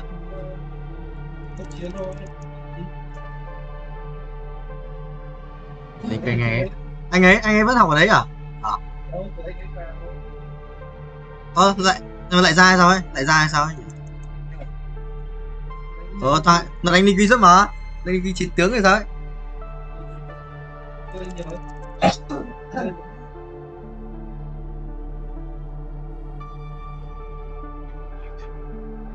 What the hell? Rồi chưa? Đừng, cho nên quân sao được? Chơi gì trên máy tính đi.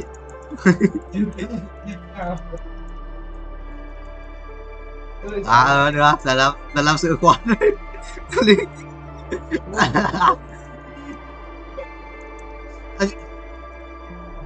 con vợ hôm nọ quay lên mình cái sự cáo ấy. Đéo hiểu. Con vợ ngách qua sự điêu ấy. Nó quay lên mình mà, đéo hiểu. Thấy anh thanh niên đang 31 tiếng, xong rồi ấn vào thấy đánh liên minh. Đéo hiểu. Lúc ấy mày chưa check kìa, tao ấn vào thấy liên minh.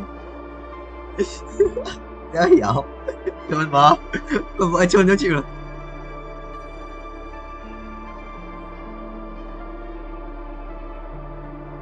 Rồi ngứa nghiện mà, sự nghiện đấy.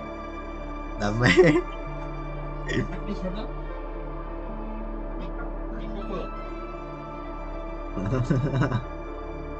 Cái gì?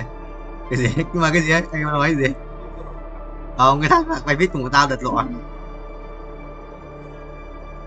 Đâu, thằng ấy nó dám đánh nó dám đánh Liên Minh. Quý mà.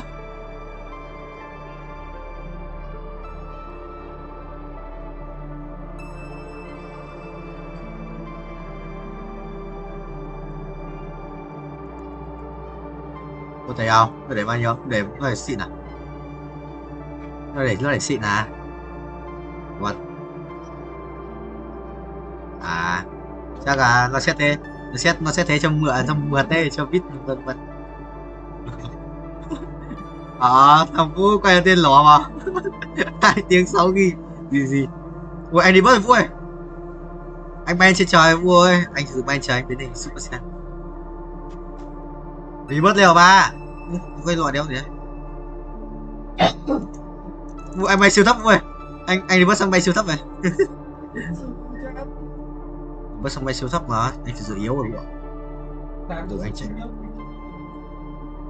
Không, tại trường mày có cơ sở xịn nên chỉ chả phải ở đấy sao? Phải cho học sinh mình thấy là trường mình có một cơ sở sự là binh chi linh.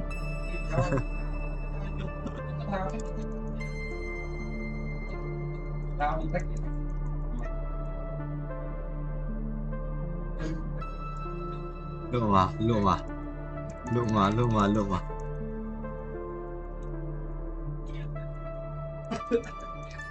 Yeah. Tình yêu lúc quân sự chỉ để làm content thôi. Có mấy thằng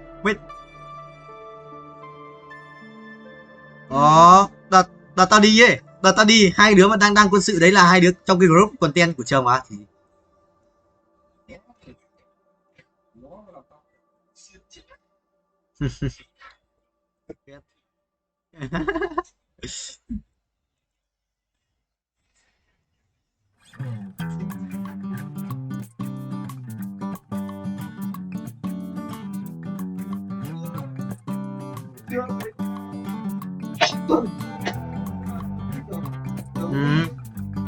nó nhìn đã biết rồi nhưng mà Vũ nhìn Vũ tưởng thằng ấy cao.